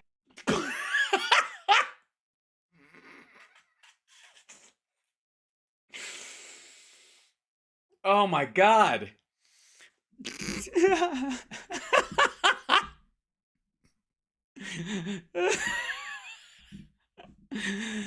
Oh God. No, maybe I wouldn't. Why don't you explain? What does he do with it? He goes like, yeah, look. He could do that one. Could he do that little trick? Billy.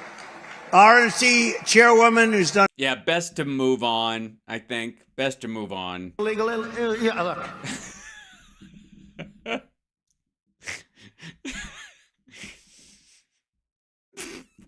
Okay. A fantastic job and a real good friend. She's fought a long Not as fantastic as Mr. Supertongue. yeah, look, But alongside sure. of us for a long time. Ronna McDaniel. Ronna, thank you. Thank you, Ronna. Yeah, I don't know if you got the memo, but the RNC, everybody, all the Republicans fucking hate her right now. A man who gets the weekend ratings. He's so good. They put him on Saturday night now. He's on Sundays, on Saturday. And if you did Friday and Thursday and Wednesday, I'd be happy too. But he has done unbelievably highest rated show in the weekends and all of television. And, you know, he started off as a great lawyer. That's how it all started. His wife is a great lawyer, Julie. Jesus Christ. Get on with And it. they're both here. Mark Levin and Julie. Where are they? Oh, my God. You mean, yeah, he's got the highest ratings on Fox during a window when no one else is on and nobody watches the fucking news midday. Where are they? Where are they? Great. Two great people. And the mother-in-law is better than both of them. Where is the mother-in-law? There she is. She's better than both of them. Oh, yeah, she is? What's her name? The mother-in-law? Mark Levin's mother-in-law? So you, I guess you'd have to know his wife's maiden name and or her first name because she's better than both of them. So obviously it'd be the name that leaps to mind. You might even forget their names in the process of remembering hers. Good genes. Thank you very much. Jesus Christ. For being here. Good genes. Rick Harrison, star of Pawn Stars. He's 21 years. That means he's got something. Where's Rick? What a job. I know all about that stuff with The Apprentice. To stay on 21 years, that's pretty good. Yeah, you didn't come anywhere close to that. That's pretty good. Thank you, Rick, for being here. Always here. We really appreciate it. And He lives here. This is in Las Vegas. He lives here. a man who just became a great Republican. He's going to be a star of the party. In fact, Byron told me that. He said he's going to be a star. He said, I know that. Sir. Randy Fine. Randy, thank you. Any relation to Larry or? And loves Israel.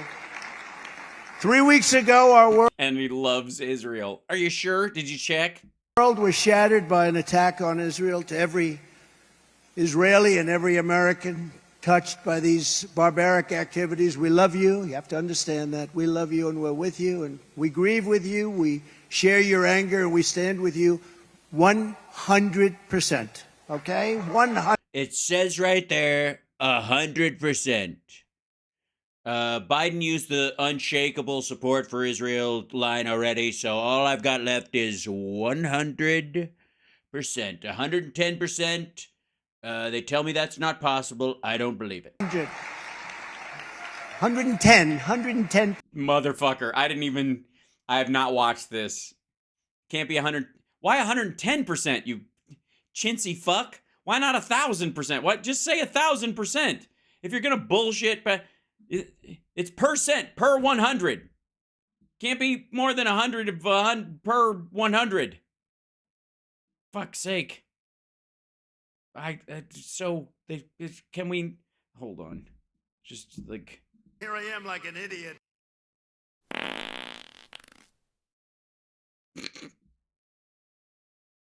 Percent.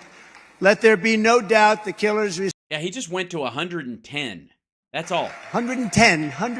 Jesus Christ. More than a little more, but not a lot more. Not 200%. Not 1,000%. But it's like that. It's like a tip. I'm like a big tipper with how much I'm behind you. 110%.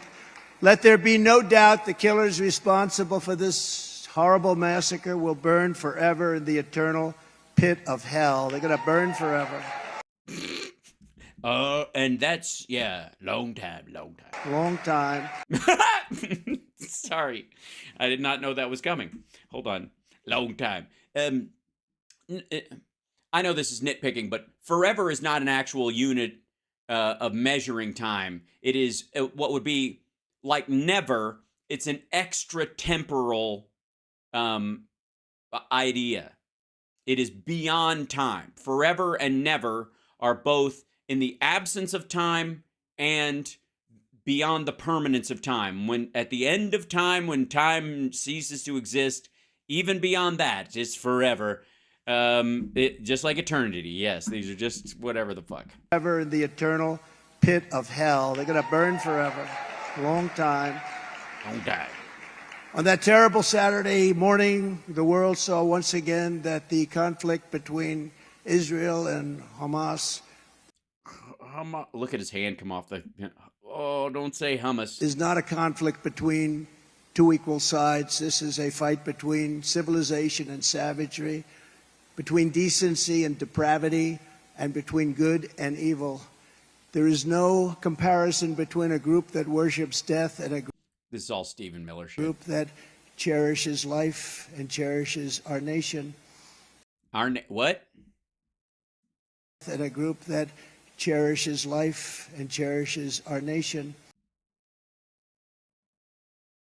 Sorry, the Israelis cherish our nation. I mean, I'm sure they're happy for the help or whatever, but I think they cherish Israel, don't they? Or did Stephen forget to change? I believe he's a Jewish gentleman, but I don't think he's not Israeli either. But did he forget to change the pronouns in this situation, or? Every single life that is lost in this conflict is on the shoulders of Hamas alone. Shoulders? Shoulders.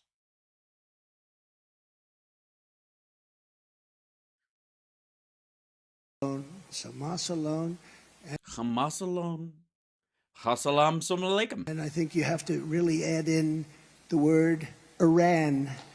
Iran. People don't want to talk about it. They've been talking about it. Literally, it's part of the news around both Hamas and Hezbollah. You barely see a story without Iran mentioned as well. There can be no sympathy, no excuses, and no escape from these monsters. And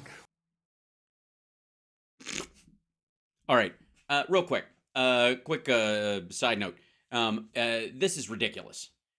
This is a serious issue with a lot of moving parts, and this dumb fuck is in no way qualified to discuss these matters at all. So I refuse to engage in this as if he's actually a sensible party in the discussion of this, and will mock him based simply on the noises coming out of the front of his stupid fucking face.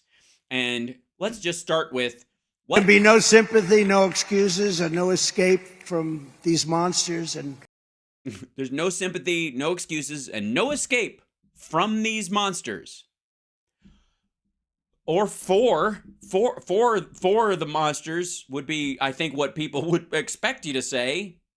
So I guess they can't escape from them. All right, well, I guess you're fucked. Sorry, Israel. We will do what has to be done. To what? Make sure Israel can't escape from Hamas. What? And yet Joe Biden's feeble first act, one of the worst messages I've ever seen. Terrible. Oh, it's terrible. One of his first acts. Sent out to bad people. Sent out to bad people. After more than 1,400 innocents, including over 40 Americans, were murdered or kidnapped. And think of this, Uh-oh.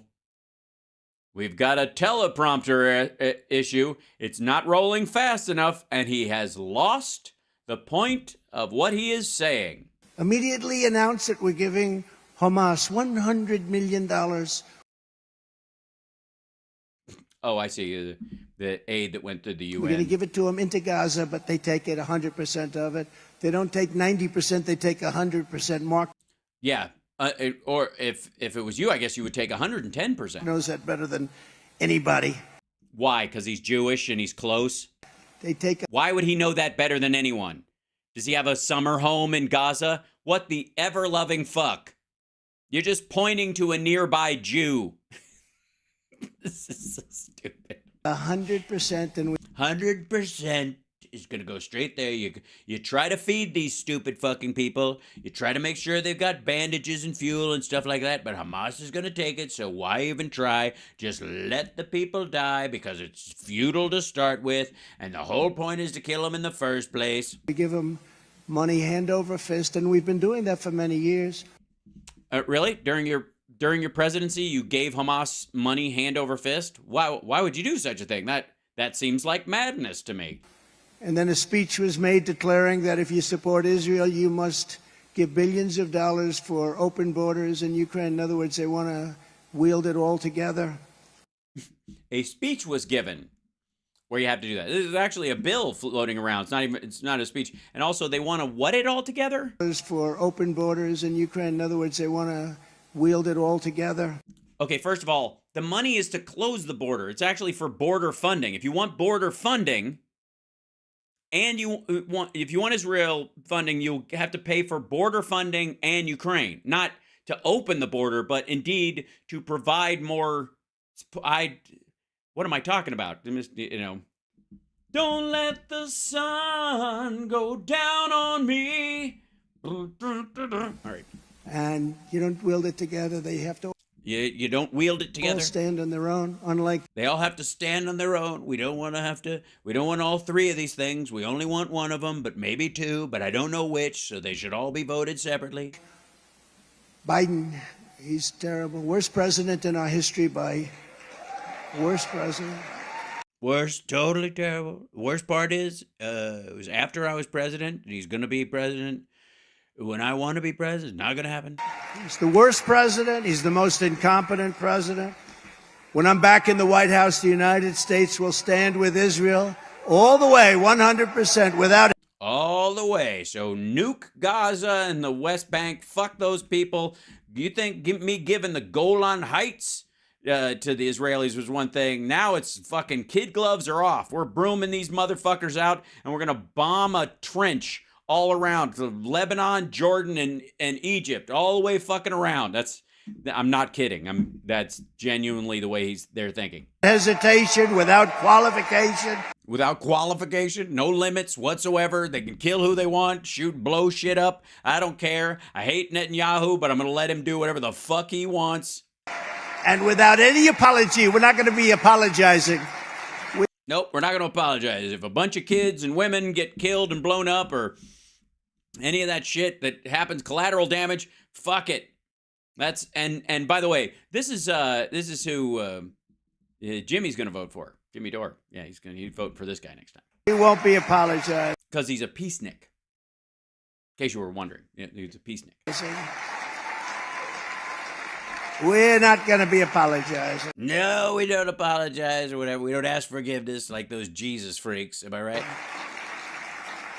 We will fully support the Israelis in their mission to ensure that Hamas is decimated and these atrocities will be avenged. They will be avenged. They will so be avenged, and we'll avenge them.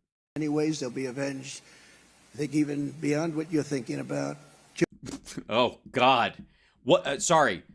Beyond what that crowd, the Republican Jewish Coalition Summit in Las Vegas, beyond what they're thinking about. Just imagine the farthest reaches of avenging the deaths of people in Israel with your actions towards Gaza, and then this dickhead going, we'll go even further than that. First of all, let me be abundantly clear. He doesn't know what the fuck he's talking about, and none of what he's talking about is ever going to happen. That said, the fact that he even thinks that way is just because it's not so much that he's going, I'm a bigger, badder, more murderous thug than you could ever be. He's basically calling them a bunch of wussies. Joe Biden's weakness caused the attack on Israel. Pure. Totally. Yeah, it wasn't the fact that you gave Israel the Golan Heights and recognized Jerusalem as the capital and moved the embassy, and literally within days of that, Simwar sends that fucking note to Netanyahu going, how about a ceasefire? Let's even shit out. And they're like, okay. And then they start building up for the attack. And then they say now they're never going to stop because of your fucking, I don't know why we haven't done this shit. Weakness and incompetence. Everywhere he goes, Biden's weakness provokes war and death because, as history shows, evil only respects one thing, unyielding strength. By the way, for the record, unyielding strength is sort of evil. If you don't measure your strength at all and you do not yield some of the time, then you're just another dictator, you dumbass. You got to be strong, otherwise. You got to be strong, like I am. I can hold 2 Big Macs in each hand and just eat them, paper and all. They're going to And then I don't even have to wipe because the paper be taking over. They're going to be doing things that you wouldn't even believe. Yeah, we've seen what they do. We would believe it. When I'm back in the White House, America's enemies will now once again, and they're going to know it. Oh, now we'll know once again. We'll now once America's again. enemies will now once again Know once again. believe. When I'm back in the White House, America's enemies will now once again, and they're going to know it. Yeah, they're going to know that they now it. They're going to know now. Now they know what they now know that they nowed before. That if you try to kill our citizens, we will kill you. We will All right. kill you. We will kill you. If you try to kill our citizens, we'll just kill you. If it turns out it was an accident, fuck them. I told them all that. I told them all that. We had no problem. No. You know, we had no problem. 3 years ago, we had no problem for 4. Uh-huh. You mean when you gave Russians the 2 bases in Syria? 4 years, nobody even. This is unthinkable. I mean, I just watch and see. Unthinkable? Motherfucker, this shit happens all the time. This is particularly pernicious and awful because there was more video of it this time because social media being what it is and the sort of nature of the available technology these days. But this shit's been going on for a long fucking time. What's happening? It's unthinkable. This couldn't have happened. It's not unthinkable. It's very thinkable. Stop trying to impress people with your ignorance. Mark, couldn't have happened. Mark, you're a Jew. You know. I know you. You can barely think. So. Although you maybe were more deeply involved than anybody, but I don't think you even. Why? Why Mark Levin? What the fuck? Even believed a thing like this could have happened, Mark. Of course he could believe what happened. Like that. That's exactly why, if he does give a shit about this, he's been clamoring about Hamas for a long time. What the fuck? If you spill a drop of American blood, we will. Oh, he fucked up the, you kill it, whatever. You try to kill us, we'll kill you. He fucked up this line, so he's going back to get it. Spill a gallon of yours. We do. Gallon. So an eye for an eye and a tooth for a tooth, which was mitigatory. We're just going to blow that off entirely. You know, it's just so Jesus-y. Do not.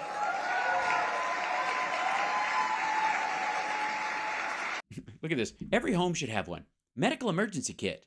MakeCareGreatAgain.com. Fucking hell.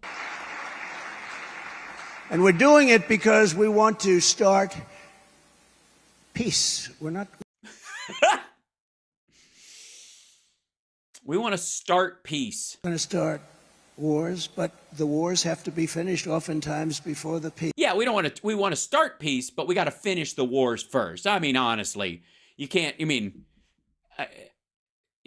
him. I mean, he's the guy who got us out of Afghanistan. Oh, right. And if you don't do the wars, the peace doesn't happen. And yeah, I can't argue with that. What? It's run that by me again, dipshit. have to be finished oftentimes before the peace. And if you don't do the wars, the peace doesn't happen. And if you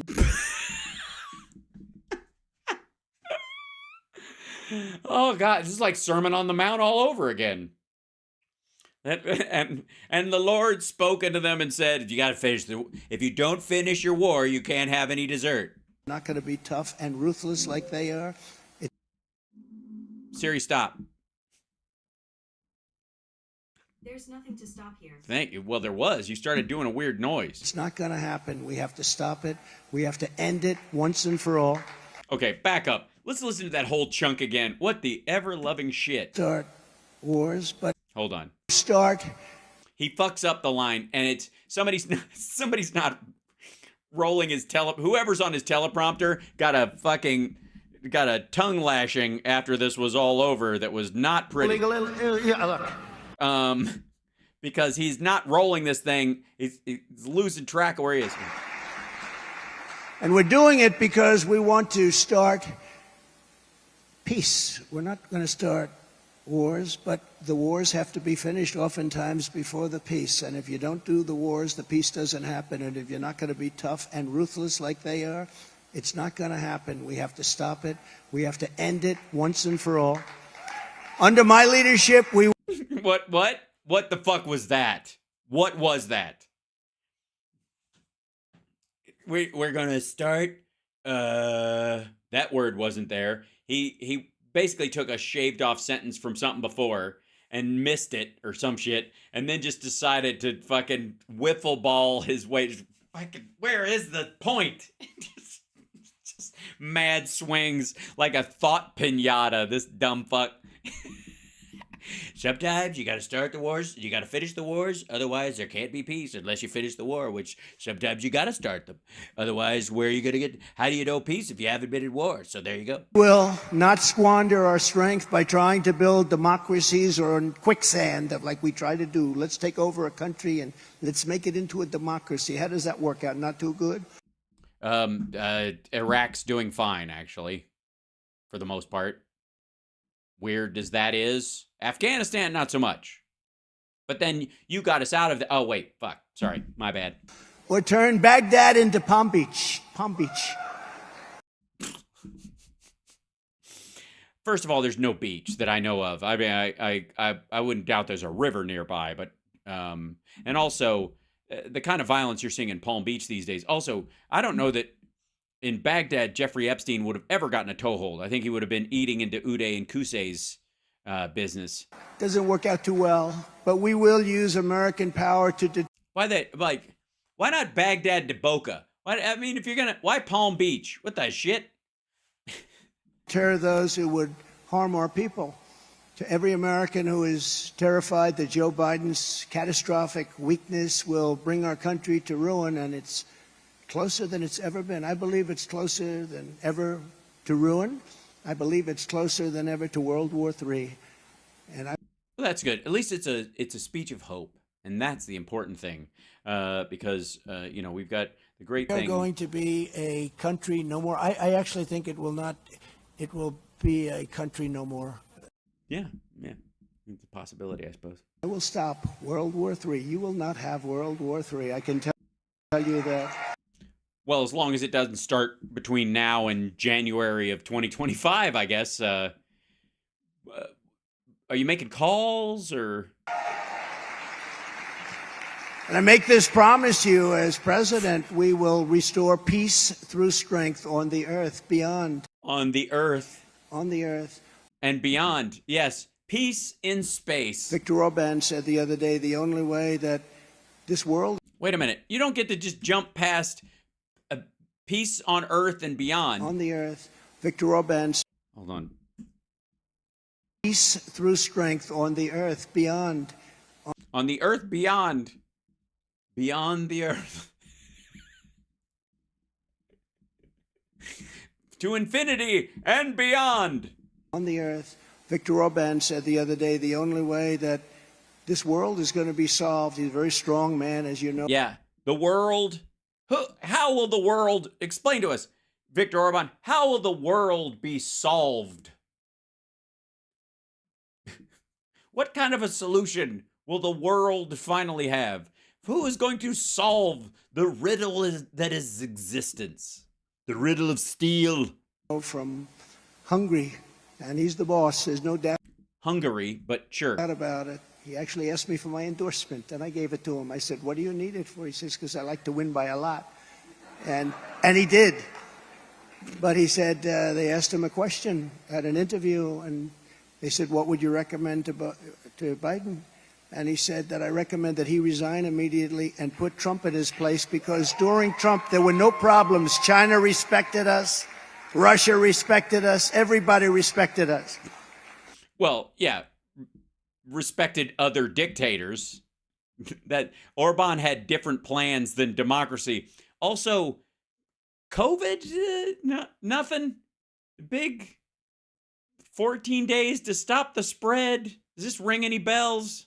Under my presidency, our country was very, very feared and very, very respected. Feared Because you're a lunatic? It's not a nice word, but we were feared. Greatest military in the world. You saw what we did for 4 straight. What did we do? Stay in Afghanistan the entire time?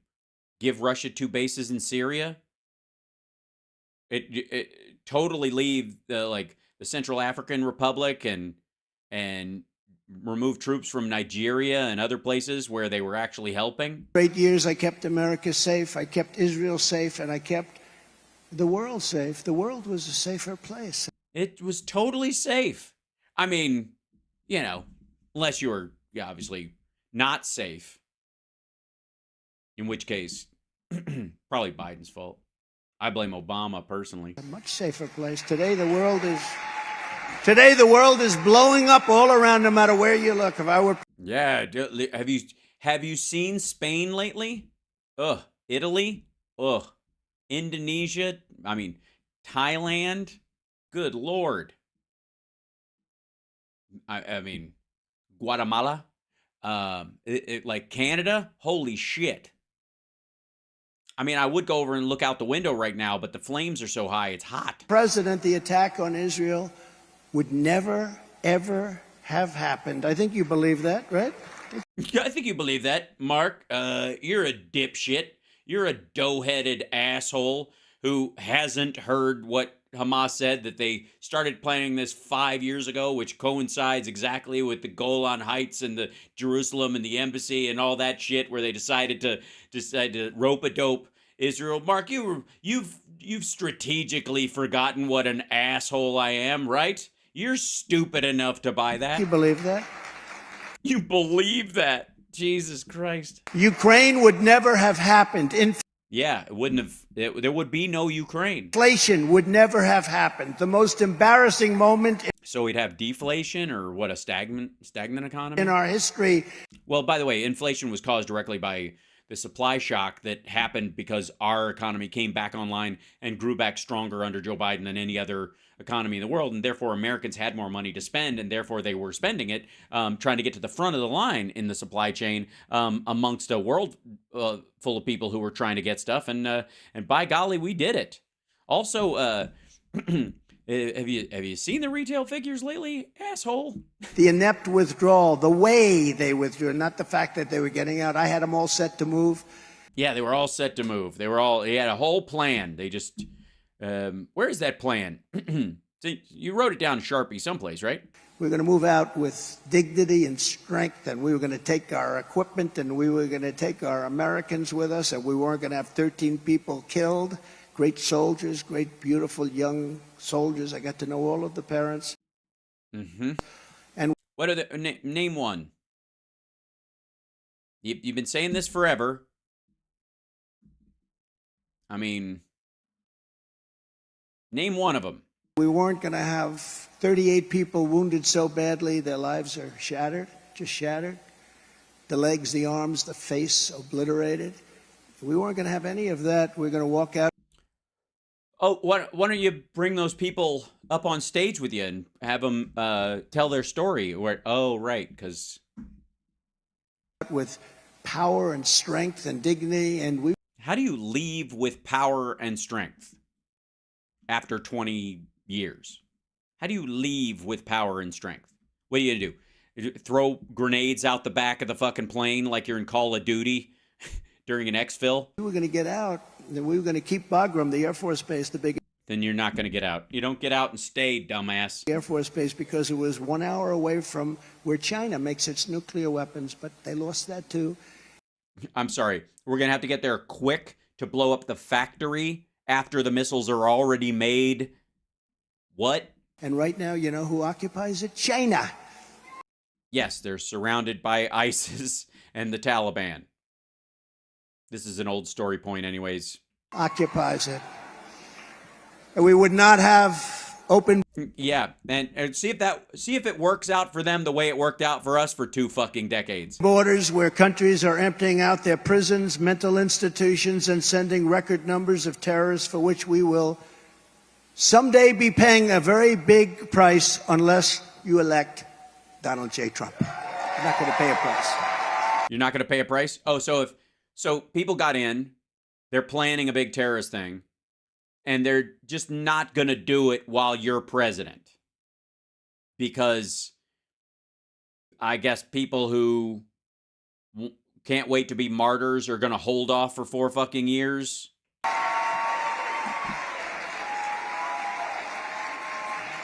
Before I came into office, the World Trade Center in New York City was obliterated. The Middle East was in flames. ISIS Jesus Christ. Yeah, long before. Had a caliphate spanning 20,000 square miles. That's a big area. It is 20,000 square miles.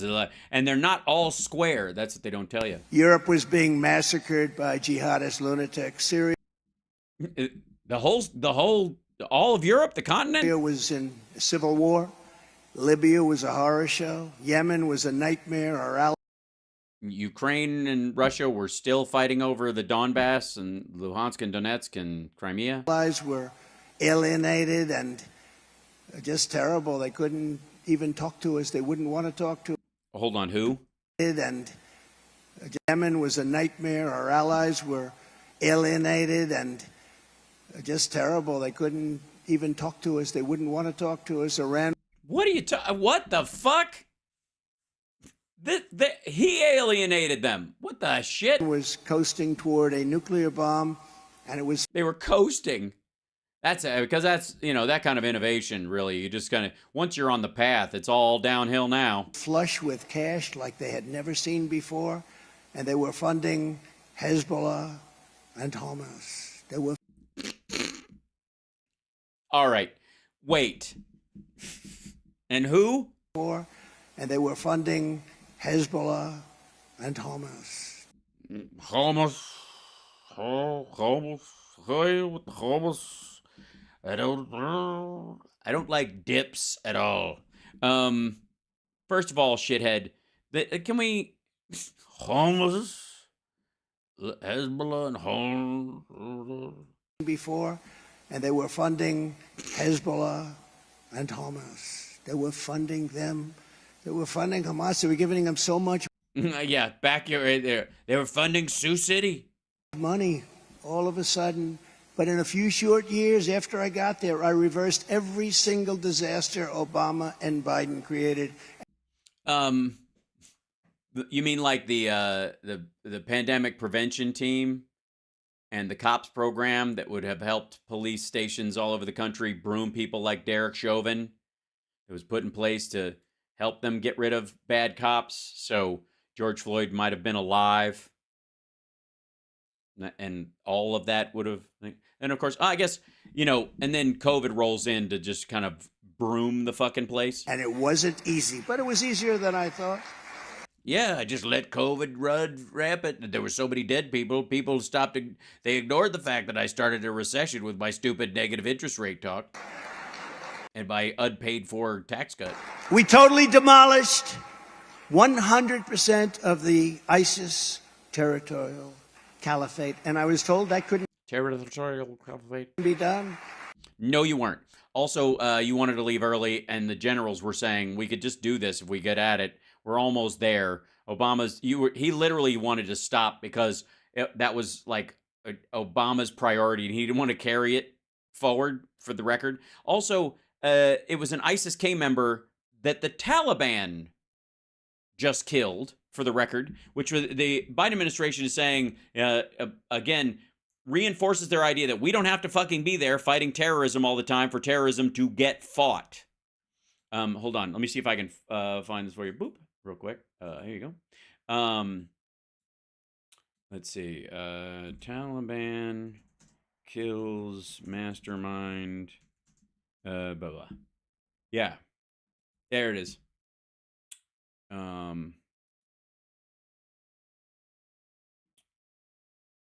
Here you go. Taliban kill mastermind of suicide bombing at Kabul airport. A ground assault by the Taliban killed the Islamic State militant who spearheaded the August 2021 suicide bombing at the Kabul airport that left 13 U.S. troops and about 170 Afghans dead during the chaotic U.S. withdrawal from Afghanistan. Initially, neither the U.S. nor apparently the Taliban were aware that the mastermind was dead. He was killed during a series of battles earlier this month in southern Afghanistan between the Taliban and the Islamic State group's affiliate. according to several officials. But in the past few days, U.S. intelligence confirmed with high confidence that the Islamic State leader had been killed. A senior administration official said on Tuesday. The official spoke on condition of anonymity. Patrick Ryder issued a statement confirming that the plotter had been killed by the Taliban. The United States was not involved in this operation. And the point he is making is that we do not have to be in Afghanistan fighting terrorism for terrorism to get fought. And it was a good idea to leave when we did. I was told that would take at least 4 to 5 years, and we couldn't do it. We did it. Yeah, if you care about civilians. In 4 months. And I thought it was 4 weeks. Didn't he say 4 weeks 2 days ago? Now it's 4 months? I was told that would take at least 4 to 5 years. The last thing we looked at, he said 4 weeks. And that was sooner than this one. This is before that speech. And we couldn't do it. We did it in 4 months. I just want to let you know we have a great military, great generals, the real generals, not the ones you see on television, the real ones. Raising Cain. The ones that want to fight. The Generals don't want to fight. Generals direct the fighting. They've already done their fighting. That's how they became generals, most of them. woke generals. He means the minority ones and the females. We killed the founder and the leader of ISIS. You remember they were looking for him for years and years before I got there. Al-Baghdadi, we killed him. He was gone. We eliminated the world's top terrorist, the most brutal terrorist of them all. He's still digging about not getting Osama bin Laden. The Iranian butcher, Soleimani, we eliminated him. By the way, there's evidence tying the death of Soleimani to part of why, of this build up to attack Israel by Hamas and Hezbollah as well. That they were like, all right, we're digging in. Time to kill these fuckers. He's the father of the roadside bomb. Whenever you see a soldier. He's the father of the roadside bomb. It'll always be a little asterisk next to him. Soldier or civilian or anybody without the legs, without the arms. He's the one. He caused 94% of it, they say. He loved those roadside bombs. That's what he loved. He just loved them. You know what I mean? Like I love pumpkin pie. And he's not with us any longer. Just as I promised, I withdrew from the horrendous Iran nuclear deal. Unfortunately, they didn't do anything with it. They didn't do anything with it. Do anything with what? Your withdrawal? It was supposed to be. I thought it was my greatest gift to Israel. The problem is this administration did absolutely nothing. I think he means the administration of Israel. Just let them go and they would have never, ever been even close. What? Why? If you got out of the Iranian nuclear deal, what would stop them? What impetus do they have to make another? I mean, they are very close to having a nuclear weapon. Yeah, they weren't. Now they are. Remember Kim Jong-un? We got along with him. Everything was good. If Hillary he's not in Iran. I don't know what. Clinton got in, you would have had a nuclear war. I got in, and everything was fine.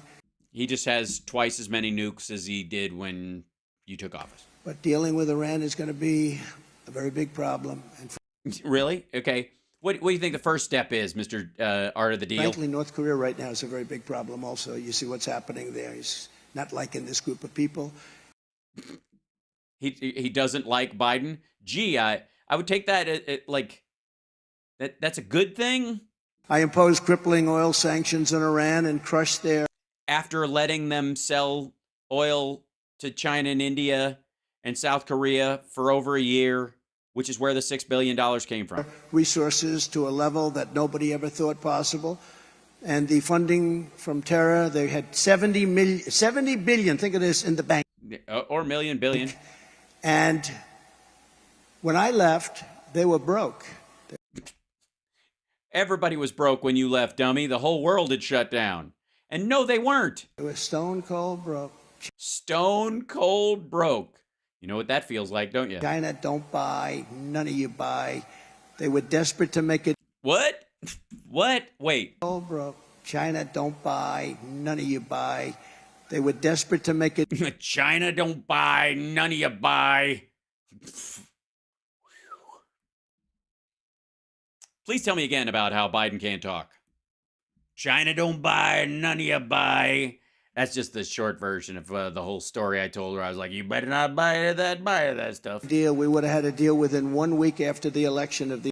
I thought it was 2 weeks, but now it's a week. Okay, well, everything's the shortening. election weren't rigged. We would have had a deal 1 week after that election.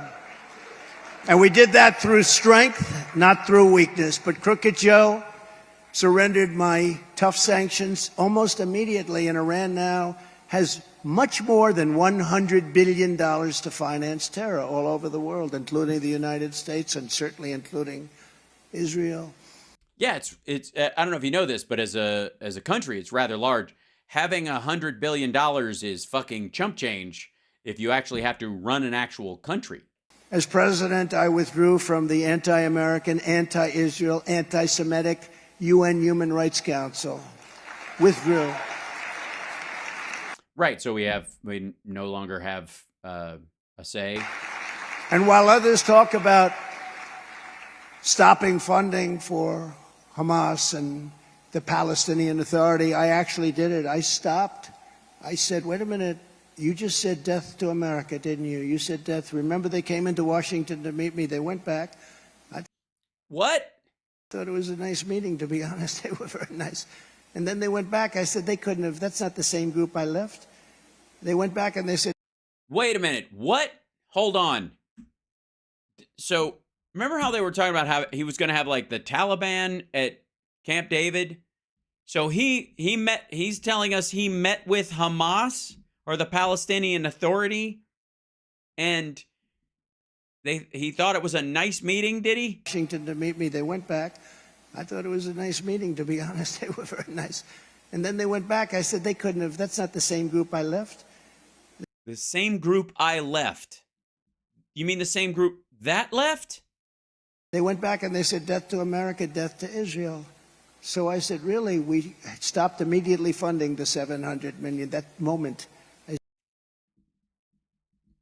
Wait a minute. You agree to give them $700 million? I'm sorry. I'm going to need a Sir story to explain this. I said, stop funding them. And by the way, the $700 million is about South America. I don't know what the fuck this like the amount he's talking about is the same number that he talks about South Americans not taking our MS-13 planes, right? We did immediately. They leave and they say death to America, and then we pay. And by the way, they were saying it for years, and people just kept paying them $742 million. We did. We just paid them. We just paid Hamas $742 million to say death to America. That's what which means you did too. A year. It's a lot of money. A year? After decades of broken what? Promises by past leaders, I kept my promise. Recognized Israel's eternal capital and opened the American embassy in Jerusalem. I actually got the building built too. Yeah. And this bullshit started a couple of days later. Got it built. They've been talking about that for a long time, Miriam. That's what you and that great man, that's what you wanted, right? And you got it, and what did it trigger? And we got it built. You know, we got it built. You get it built. It was already there. And they took over another building. Supposed to cost $2 billion. We got it done for $500,000. I don't want to sound, because it's probably nice. $500,000. Gee, I can't imagine there would be security problems in an embassy in a region of the world where things are that dangerous. No wonder there were so many intelligence failures and shit like that. Than the two.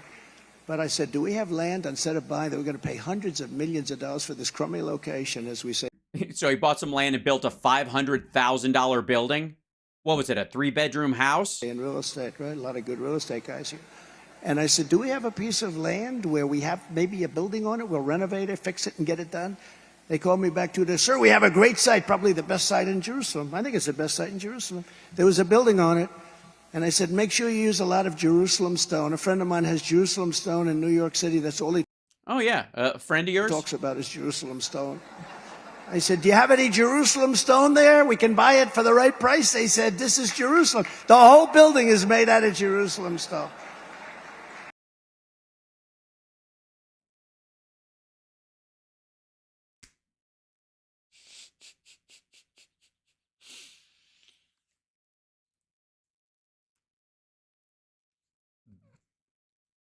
How did they open the windows?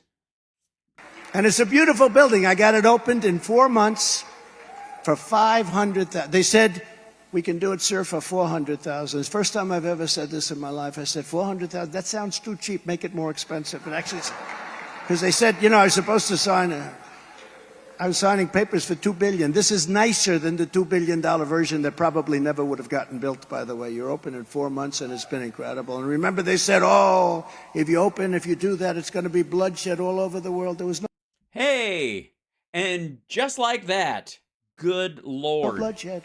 There was no... Yeah, there's no bloodshed. It's not like Hamas literally started planning this attack right then. No bloodshed. But now there's bloodshed for different reasons, and that's... Yeah, different reasons. It has nothing to do with the idea that the policy on Israel had changed from the United States, and yeah. Terrible. I also recognized Israeli sovereignty over the Golan Heights. Yeah, which could never trigger any kind of a violent backlash from the likes of Hamas. Nobody even thought about that. Nobody even thought about it.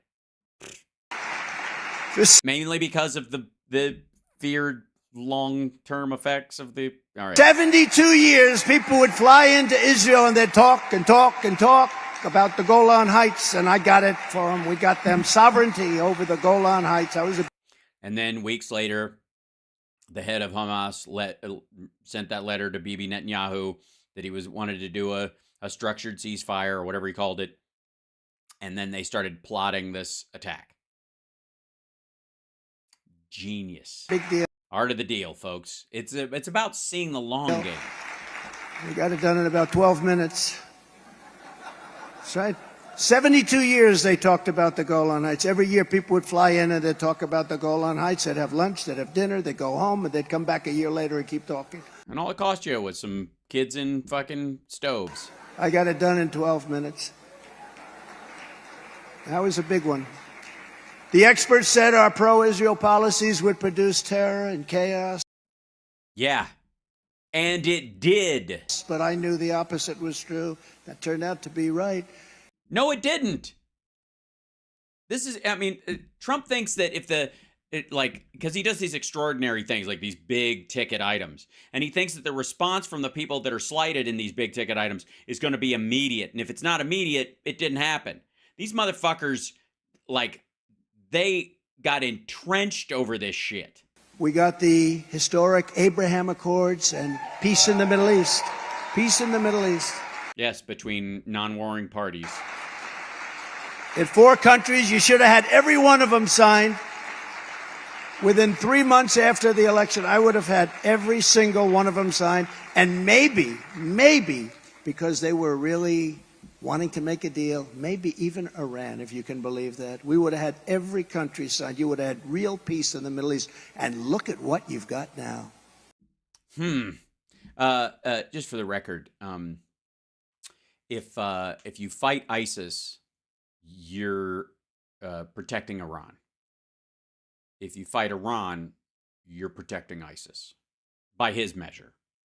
Because ISIS considers I believe it's the Shia state of Iran to be, it's Rafidya. I'm going to screw up the word, but it's basically heretics, essentially, in that they need to be destroyed. So if you're attacking ISIS, it benefits Iran. If you're attacking Iran, it benefits ISIS. This dumb motherfucker couldn't look either direction and understand what was going on at all. But he'll accuse people, anybody who, was helping to stabilize Iran.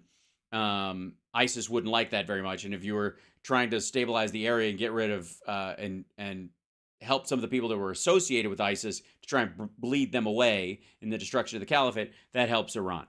Nobody's ever seen anything like it so fast. I'm proud to never mind Syria, by the way, who, be the best friend that Israel has ever had. Everybody says, are you, sir, the best friend, sir, that Israel's ever had? And with 4 more years, By the way, they said that to Obama, and they've said it to Biden. Just saying.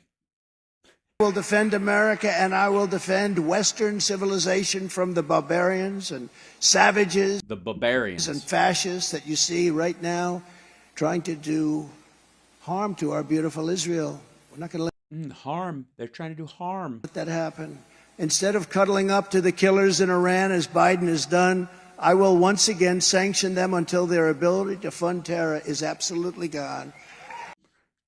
Right. And the measure of that will be what? That their people are starving?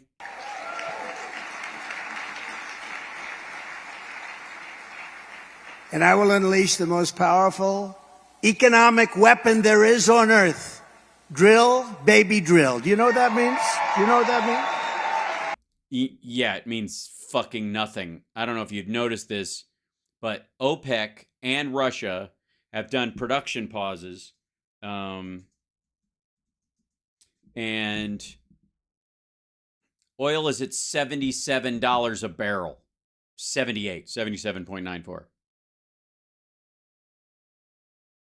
That's up today.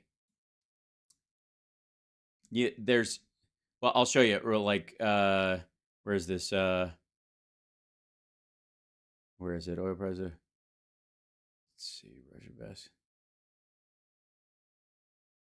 Crude oil. There was another one. Oil price, but despite support from weaker. No, where is it? There's a. Need to find the actual oil part on this. Yeah. Let's see. We'll look on here real quick. Open up, you silly. The shipping, European gas jumps, seized vessel in Red Sea. Yeah, the price jumped a little bit because of the boat that was seized. But there was an article earlier that I was just looking at related to that kind of $77 a barrel oil, was that the prices went lower because of reserves. Let's see. Oil reserves, low demand. Maybe that'll bring it back up. Get up here, you silly. News. Let's see. This is a newer one. America's American. Trying to find the newer one. This is 6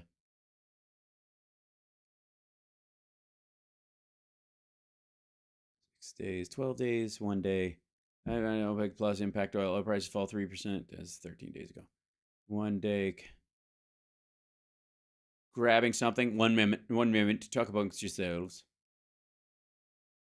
Yeah. Well, here's a couple things.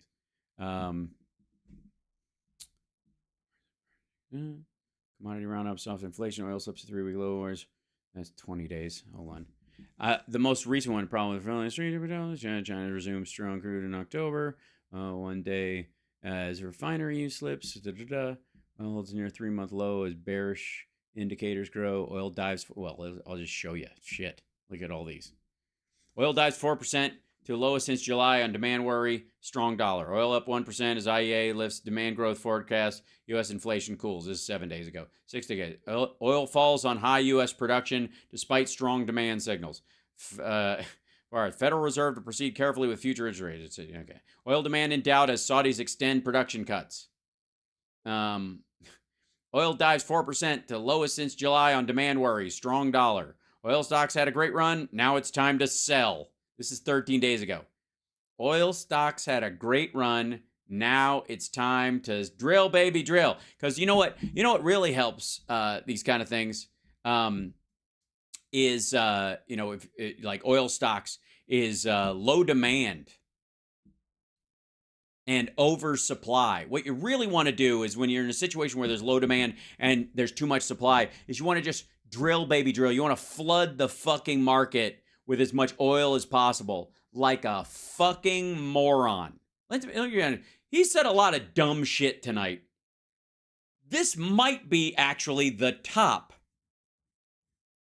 I'm dead serious. This might singularly be the dumbest thing he has said.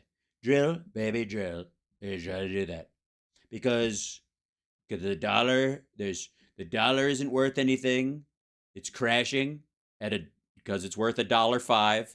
And oil, there's not enough oil. That's why the price is going down. Because it's that precious.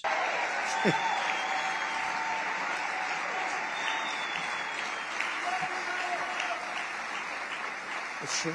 You know, we have more liquid gold under our feet than any other nation, more than Saudi Arabia, more than Russia, and we don't use it. We go to Venezuela to get their tar. No, we don't. And then we refine it in the only plant that can do that. And you know where it is? It's in Houston, Texas, okay? So when they, yeah, well, don't be so happy. Take a look at what they're doing to your air, you know, if you're a big believer in that, which you should be. You should be a big believer in air. I will totally demolish the deep state, and instead of targeting Trump supporters, our government will get back to fighting the terrorists where they should be, because that's our big... Where should the terrorists be? Does anybody know? Where? I don't know. Is there an area for them or whatever? Is it probably, what do you think? Reno or? Big problem. Just days ago, Customs and Border Patrol, who are incredible people, by the way, distributed a memo warning that Hamas and Hezbollah fighters and jihadists are infiltrating. This motherfucker, he said Hamas earlier, and then he corrected himself after the last fuck up. He's just all in on this Hamas business.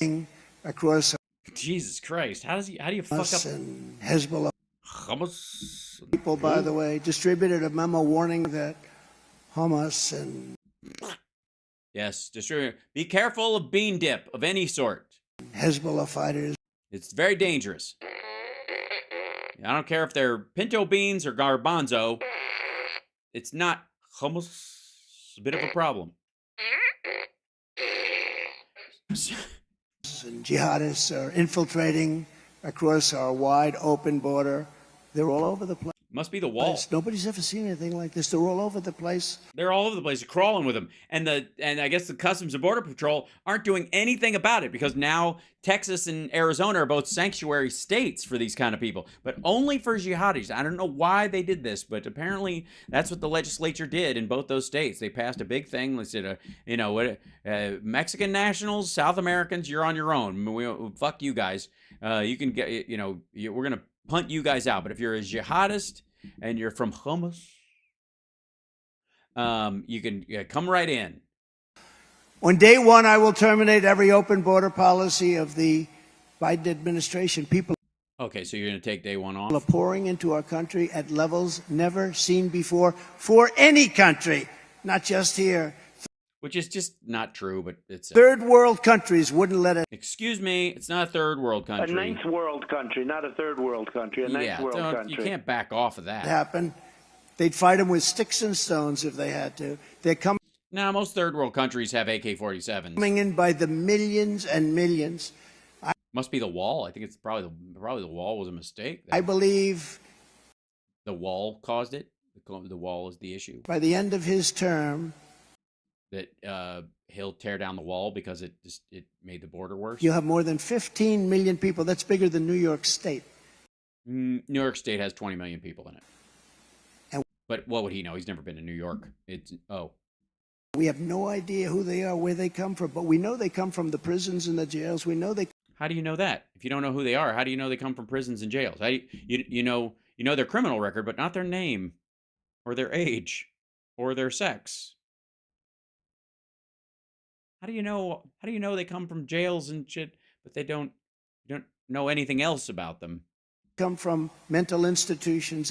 Well, they act crazy, I suppose. Maybe they were never institutionalized. Maybe they just had a history of mental illness and they just wandered the wrong direction. They just ended up in the country accidentally. I mean, they are crazy after all. And insane asylums. Right. Yeah.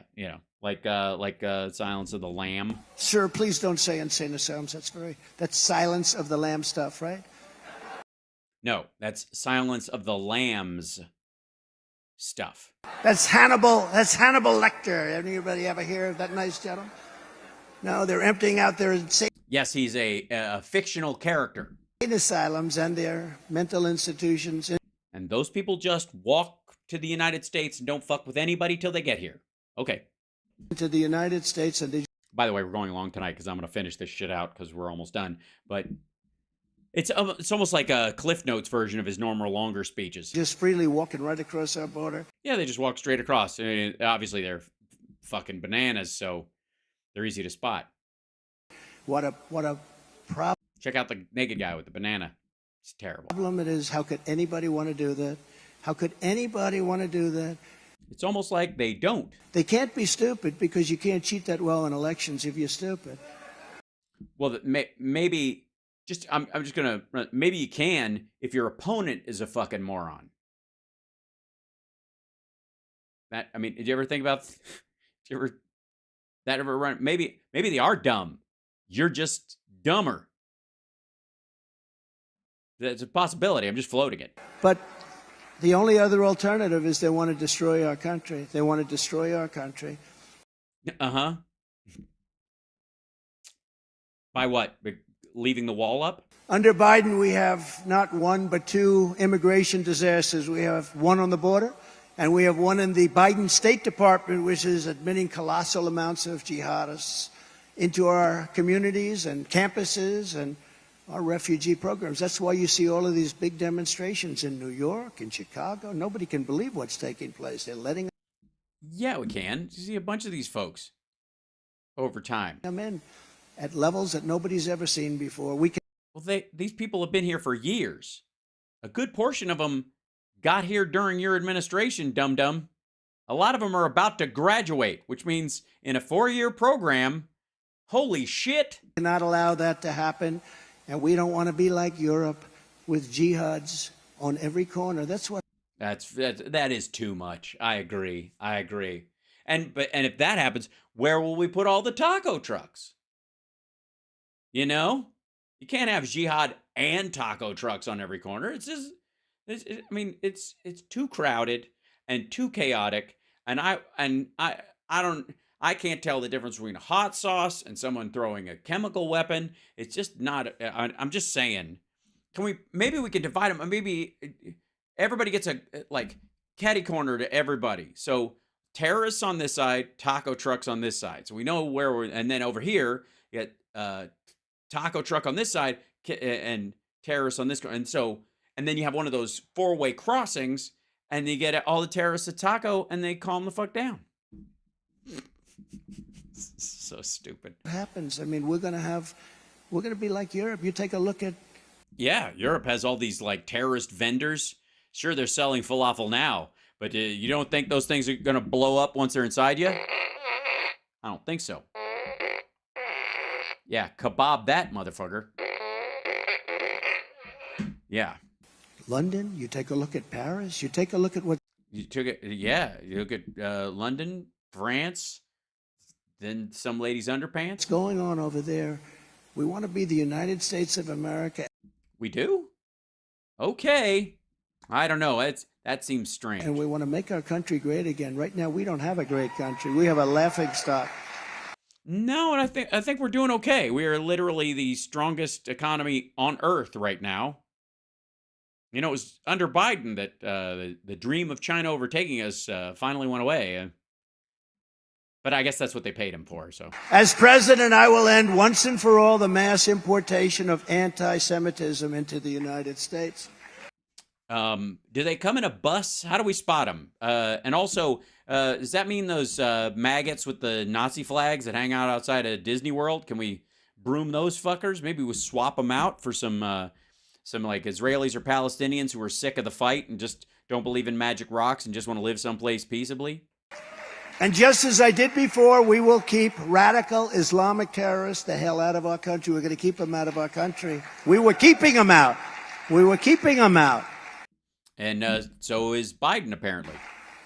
You remember the travel ban? On day one, I will restore our travel ban. We had a oh, good. All right. Yeah, for no particular travel reason. ban because. Yeah, because you don't want people who don't want to have anything to do with the wars and the violence and stuff, or like Coptic Christians, for example, to be able to escape that violence and come here and live freely and support democracy and pluralism and secular ideas and the like, while still, obviously holding whatever religious or ethical or, beliefs or creed that they hold dear. So you just want those people to. So Coptic Christians in the Arab world, you're just saying, fuck them. That's what they can just stay. And what happens to those people on the regular when things go south? something. We didn't want people coming into our country who really love the idea of blowing our country up. They really love the idea of blowing what? Blow up our... They're they're what? Really love the idea of blowing... Where's Dick? Hi, Dick. Do we like Dick? Yes. What? I don't know. I gotta say, I don't mind letting people into the country that like the idea of blowing. In a colloquial sense, you're not really convincing me with this argument so much. Blowing our country up. Let's blow up our streets and our shopping centers and our people. In that order, or I would think you'd blow up the shopping center, and then that would get the people and probably part of the street as well. I'm just saying, if you want a real effective use of your time. So I instituted what we call the anti-shopping mall, the Muslim ban on shopping. Trump travel ban, and it was an amazing success. Yeah, and Biden ended it, and that's been an amazing success. It was suspended immediately upon his coming into the country, and I never talked about this for... Well, of course not, because then you'd have... I mean, I don't know why you're not doing this at the site of one of the destroyed shopping malls. 4 years, I never mentioned it. Well, that's also because, using this descriptor, there were a lot of shopping malls that were destroyed during the George Floyd riots, quite frankly, during your presidency. So, yeah. Also, I would like to say to the lovely people who consider themselves Muslim in this country, in places like Michigan and other places where they've been clamoring about the Biden administration, while the Biden administration has been negotiating a ceasefire, a pause, for 4 or 5 days. I think they're looking to get the hostages out and hopefully reach a truce eventually. While he's been doing that, this motherfucker is talking about just basically brooming you fuckers out of the country entirely. And God help you if you have a relative who's trying to escape the violence, because they're going to put a direct stop on it. Never mind the people in South America who are trying to flee some of the violence down there, like gang violence and drug gangs and what have you, that end up getting up here because they have a sponsor or because they have family members and the like, that they might be able to squeak through. Not you. This motherfucker wants you all gone. If you like the Muslim members of the squad who weren't born here, anybody helps Donald Trump get in that office by sidelining a third-party vote, congratulations, you're responsible for their deportation. We didn't have one incident in 4 years because we kept bad people the hell out of our country. We kept them out. I don't know, you flew out a couple of times and came back. It couldn't have been a very good policy. We didn't have not one instance. I didn't want to say it during the 4 years because I didn't want to walk out of the speech and have something happen, right? Again, it's because you didn't trust the policy. It was just by the luck of the timing of it. Also, be implementing strong ideological screenings for all immigrants. Screenings? Sorry. So ideological what? I'll also be implementing strong ideological screenings for screenings. All immigrants coming in. If you hate America, if you hate America and you're not smart enough to pretend to like America, you don't get in. If you go, death to America, like that during your interview, I'm sorry, you get back of the line. Want to abolish Israel? If you sympathize with jihadists, then we don't want you in our country, and you're not. Yeah, and we're going to look at your Facebook page. Not going to be getting into our country. Unless you, I guess, don't say those things. I will cancel the student visas of Hamas and sympathizers on... Hamas and sympathizers? Or Hamas sympathizers, I think. Cancel the student visas of Hamas and sympathizers. Okay, so I didn't realize Hamas had student visas. That's interesting. I assumed the Taliban would have some student visas, considering their name, I think, quite literally means the students. But wow, I didn't realize we were giving out hummus student visas. On college campuses. The college campuses. Yeah, vocational schools, fine. Yeah, and don't get me started on pilot training facilities. They can stay. It's the colleges we worried about. We don't want them getting a literary degree or, studying poetry or music. Are being taken over. And all of... No, there's like 3 places where the big chunks of these assholes have been noisy, but for the most part, does this asshole have any idea how many universities and colleges there are in this country? No. The resident aliens who joined in the pro-jihadist protest this month, nobody's ever seen anything like it. Yeah, we have. Come 2025. Didn't you say that people were dancing on rooftops in New Jersey after 9/11? What do you mean nobody's ever? I thought you fucking saw it. We will find you and we will deport you. We will deport you. So probably smart that they wore masks, I guess. It's caused by some very bad troublemakers, those. Yeah, those hooligans, those ruffians. Events that you've been watching. Oh, I see. All right. So the events that involve people that are bad have bad people in them. Okay. Somebody make a note of that. In the past 3 weeks, crooked Joe Biden has turned a blind eye to the greatest outbreak of anti-Semitism in American history. You have the greatest. I call up friends of mine who happen to be Jewish. I say, they happen to be? Did they fall into it or something? Are you watching what's going on? Do you realize how much people hate you? Have you seen? I was watching this thing and people were saying the most awful things about Jews. I think you might have missed it. Let me reiterate it to you in case you haven't seen it. And they're actually frightened. By your phone call? I understand that. I get it. These are some pretty strong people. They're tough people. They're frightened. Their kids are afraid to go to school. And they never had that before. Never? But in our colleges, media, and even government, nobody's ever seen anything like Rashida Tlaib and Ilhan Omar. Yeah, we have. Who openly campaign against Israel. Nobody's ever seen this before. When asked recently, ask Ron Paul about Israel funding. About rising anti-Semitic hate, Joe Biden's own press secretary had nothing to say about the rabid mobs in the street, and they're shouting, "Kill the Jews, kill the Jews." And she had nothing to say. In fact, she stuck up for the other side. She started talking about the other side. You all saw it. Nobody. Yeah, you all saw it. She stuck up for the other side. What would be the other side? The innocent Palestinians, or the people that the vast majority of people, again, this is the protester versus rioter concept, the inability to separate the two, or the lack of desire to separate the two, because combining the two negates the actual arguments from people who actually give a shit, who aren't, calling for hatred against Jewish people. Nobody could believe it. Then she came back later, she said, "Oh, I misunderstood the question. As president, I will absolutely protect our Jews." Okay, so the spokesperson said something. Listen to this argument.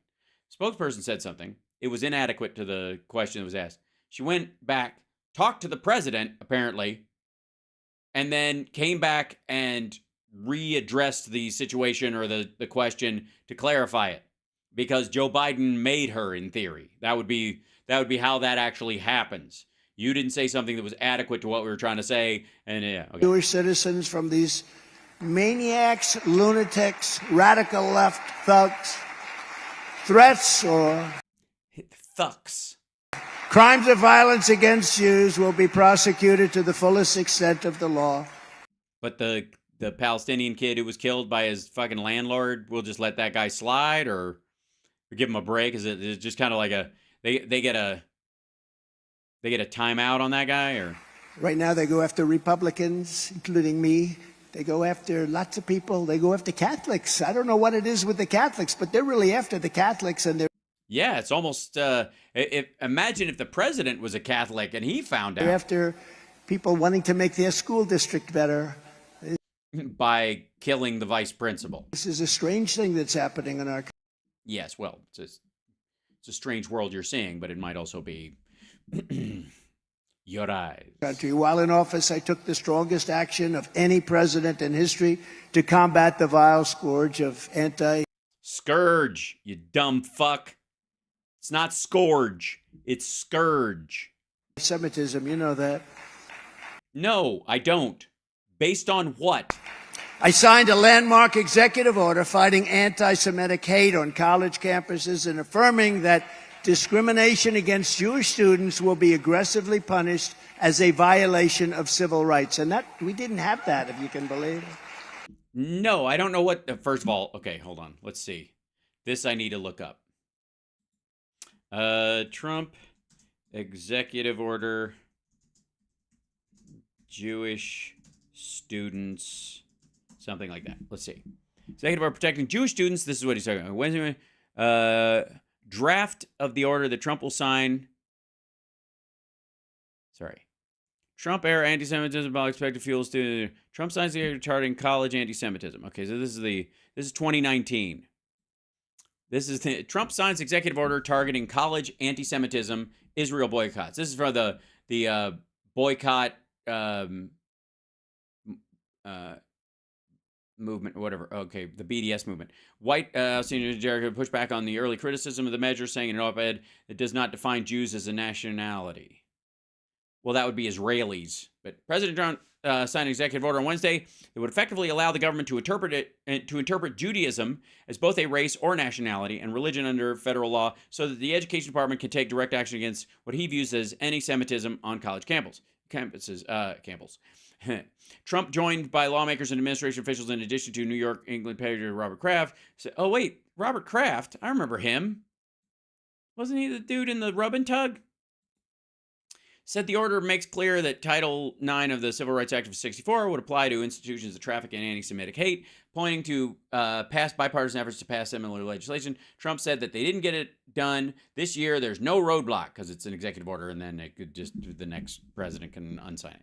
The interpretation would allow the Education Department to withhold funding from a college or education programs it believes are discriminating in an anti-Semitic way. The law states that the Education Department can take such action against a program that discriminates based on the ground of race, color, or national origin, but not on religion. The latest order comes largely in response to the boycott, divestment, and sanctions movement against the Israeli government for its treatment of Palestinians. The movement has become prominent in some campuses and resulted in actions that have left some Jewish students feeling targeted. Nobody can even imagine any of this stuff actually happening. After wrapping up his address, Trump called upon the evangelical pastor Robert Jeffries to offer some orders. Jeffries, who once said Jews were going to hell, said at the White House that Trump is, quote, the most pro-faith president in history, and that God will, quote, bless those who bless Israel and curse those who curse Israel. Because if the Jews can't all go back there and get killed when Jesus comes back, the whole prophecy thing is all fucked up. We can't have it. Won't play out right. Trump added that Trump is on the right side of God, which I think where Lucifer sat, if I'm not mistaken, before. Never mind. Alan Dershowitz. Boy, this is just a players. Is anybody named in this not involved in a sex scandal that gives you the willies? It's a game changer, he added. One of the most important events in the 2,000-year battle against anti-Semitism. 2,000 years, that's all. In support of the order, Trump administration appeared to be recognizing Jews as a collective national origin, or more specifically extending protections to Jewish students from those who might attack them based on that perception, amid a fierce debate over the measure's intent on the front. Jared Kushner said that the order does not define Jews as a nationality, nor could it, and whatever. I don't know why that. You can't discriminate based on religion anyways, but whatever. Defines anti-Semitism as a certain perception of Jews which may be expressed as hatred towards Jews. Criticism of Israel similar to that leveled against any other country cannot be regarded as anti-Semitic. Agreed. If it's specific to it, and I would say that's where you get into the Jimmy Dore area. See, Jimmy Dore hates when he perceives Israel as doing stuff to the Palestinians that he likes Russia for doing to the Ukrainians. So the fact that he doesn't view a similar situation, he views them basically the opposite in terms of their ethics, means that the people who are perpetrating it have some meaning in his justification, and therefore Jew thing. So here we go. When I get back into office, I will put every single university and college president on notice. The American taxpayer will not subsidize the creation of terrorist sympathizers on American soil. Yeah, they don't. Taxpayers don't fund like student groups. Colleges and universities where free speech needs to be stopped will purge the anti-Semitism and pro-terrorism. What you do? Pro-turds what? Purge the anti-Semitism and pro-terrorism. What you're doing, the terrorism. That's the we've seen this. This is the pro-turd. Pro-terrorism. Yeah, pro-turdism. Universities will. By the way, nobody is pro-turd. I'm just saying. You deal with it. It's part of life, but you don't have to be happy about it. Purge the anti-Semitism and pro-terrorism. What you're doing, the terrorism, this pro-terrorism is. This pro-turdism. So out of control. It's out of control. Nobody's ever seen. Nobody's ever seen pro-terrorism like this. Or they will lose their accreditation and every last penny of federal student loans. It will not be paid to them. Probably. Yeah, you can't tell a student if you give the student the loan, they can spend it wherever the fuck they want. It's a loan, motherfucker. Shouldn't be paid to them anyway. Never forget. Yes, we can have a chip moment after this. Absolutely, Robin. The same radicals tearing down posters of Israeli hostages. Can you imagine at our university, ripping them right off the wall? I couldn't believe it. I couldn't believe it. Are the ones tearing down. I could. It's 340 million people. You don't think we got 20,000 assholes roaming around? Get out of here. Down statues of our American heroes, defunding our police, Oh, you mean like Robert E. Lee? Destroying our justice system. Yeah, no, it's fine. And demolishing our borders. These are the same people that you have. Same people, not good people for us. Not good people for us. They're very bad. The United States and Israel represent the pinnacle of Western civilization, which is exactly what these people want to destroy. They want to destroy it. So do you. Yeah, anti-democratic motherfucker. Just because they want to destroy it from the other side doesn't mean, like, this is horseshoe theory writ large. This is why those who chant death to Israel also chant always death to America. Do you ever notice they always? Yeah, but that's true. Like these people who want the entire system to come down, like have a sort of death to America legislative agenda, don't always do the same thing for Israel because they need it to exist so that, again, Jesus. Just put them together, and that's why American patriots and supporters of Israel, and you have tremendous support in this country, I can tell you that, must stick together. Right. Vast majority. And from hell or high water, you have to stick together. We must have. I wanted to say hell again. And I don't know what the other high water thing strong is. Borders, strong military, strong families, strong cultures, and above all, weak arms. We must have a strong American president. That's where it starts. You don't have a strong president, the rest is just words. It's only words. What's Biden supposed to do differently? Nuke Gaza? Nuke Iran? Declare war on Russia? What happens? Like if there's a Syrian-style red line anywhere, what do we just straight up boots on the fucking ground, bitches? Is that what we're doing? It's only words. You never. It's only words. Had any of these problems for 4 years? You didn't have any of these problems. That's because in the fourth year, the entire fucking world shut down, and also you didn't give a shit about what was going on in Syria or Africa or any of these other places. Think of it. You wouldn't have Ukraine. You wouldn't have.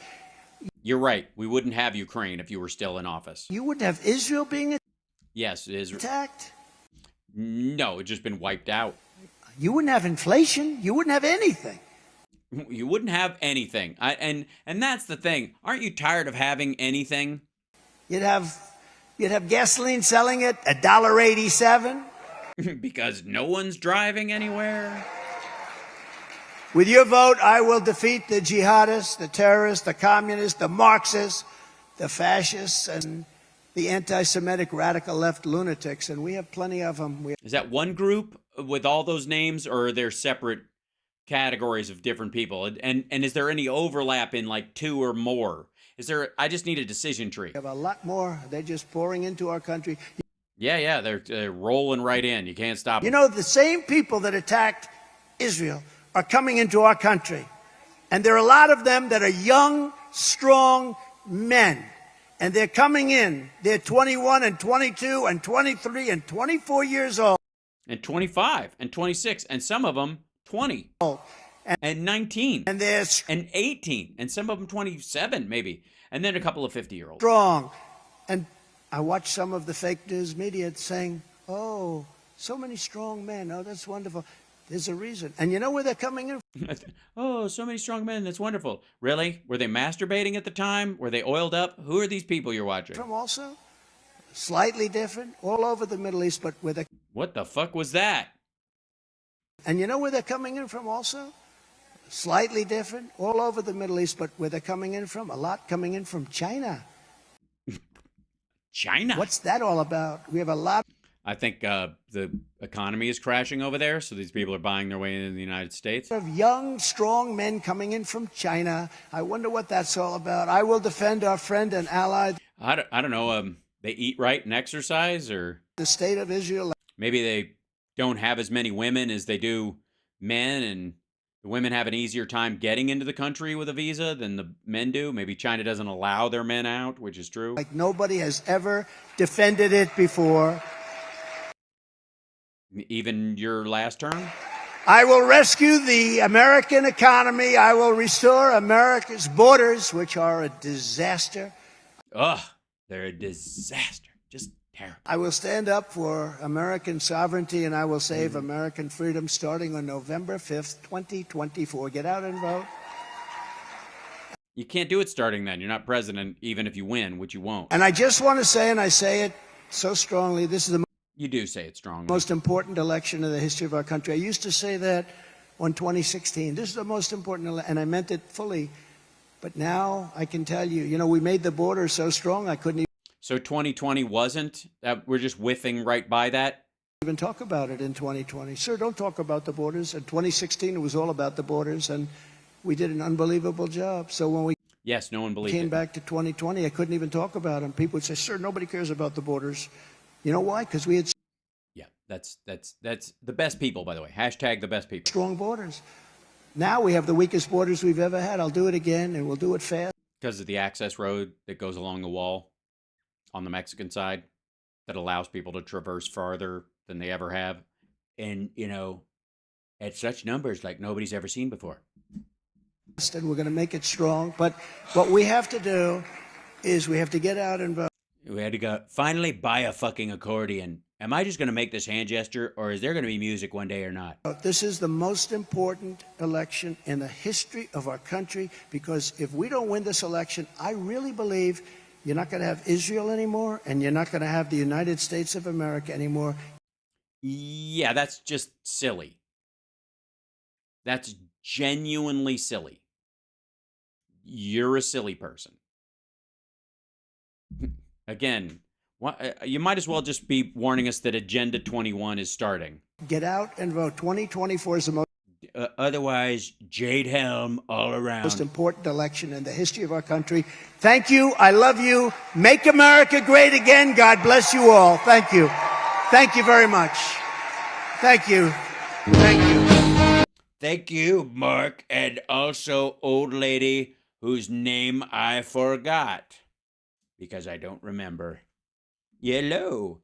If you move down the, he had teleprompters the whole time. That's weird. I always thought he was kind of an off the cuff kind of a guy. Okay, thank you. Clap, clap, clap, clap, clap, clap, clap, clap, clap, clap. Who's here? Thank you, everybody. Squirt, squirt. Jerk you right off of my chin. Hey, point. But a clap, squirt, squirt, squirt, right on the hair. Thank you. Hey, you. I'll give you a hand job. You anybody want a hand job? Thank you very much. Right on my tie. There you go. And see you later. Clap, clap, clap, clap, clap. Bye. Squirt, squirt. See you later. Bye. Clap, clap. Thank you. Bye. All right, that's enough of that shit. That was blissfully short compared to the other shit I had to go through. That's that. That's well, thanks for riding out that one with me, kids. My God, what a waste of time. But I appreciate you, and thank you very much. So a couple of programming notes. Tomorrow, regular show. Thursday, Thanksgiving, no show. That's okay with everybody. Whatever. And then Friday is a travel day. It's a holiday weekend. So I've got to set up, I've got to get to where I'm going. We're traveling on the weekend. So Friday is a flight day. So I might have to move Boston Brian maybe to the morning or on the Saturday show or something like that. We'll figure it out because that's when my travel just ended up being in the morning. And that's how it goes. And I apologize, but it's a holiday weekend. You know, family is important. And I appreciate, boss, you guys are my boss. So if you don't mind, boss, I need a couple days off to spend time with the family. I'm still going to do the radio show. Still going to try to, I'll do, my regular shows as much as I can. If I am able to throw a show together, I will, but no promises, because it's a holiday. So thank you. And considering I do the show all through the Christmas holiday and New Year's, I feel like you can cut me some slack. Meanwhile, like, subscribe, give a thumbs up. There's the Venmo over there. If you want to buy me a turkey leg, I will eat it. I will eat it. And so anyways, I love you guys. Thank you so much. I'll see you guys tomorrow morning. Philip Bittner will be joining us. We might swap some folks around, see if we can get somebody in the morning. I don't know what the timing on that kind of thing is going to be, but we will work it out.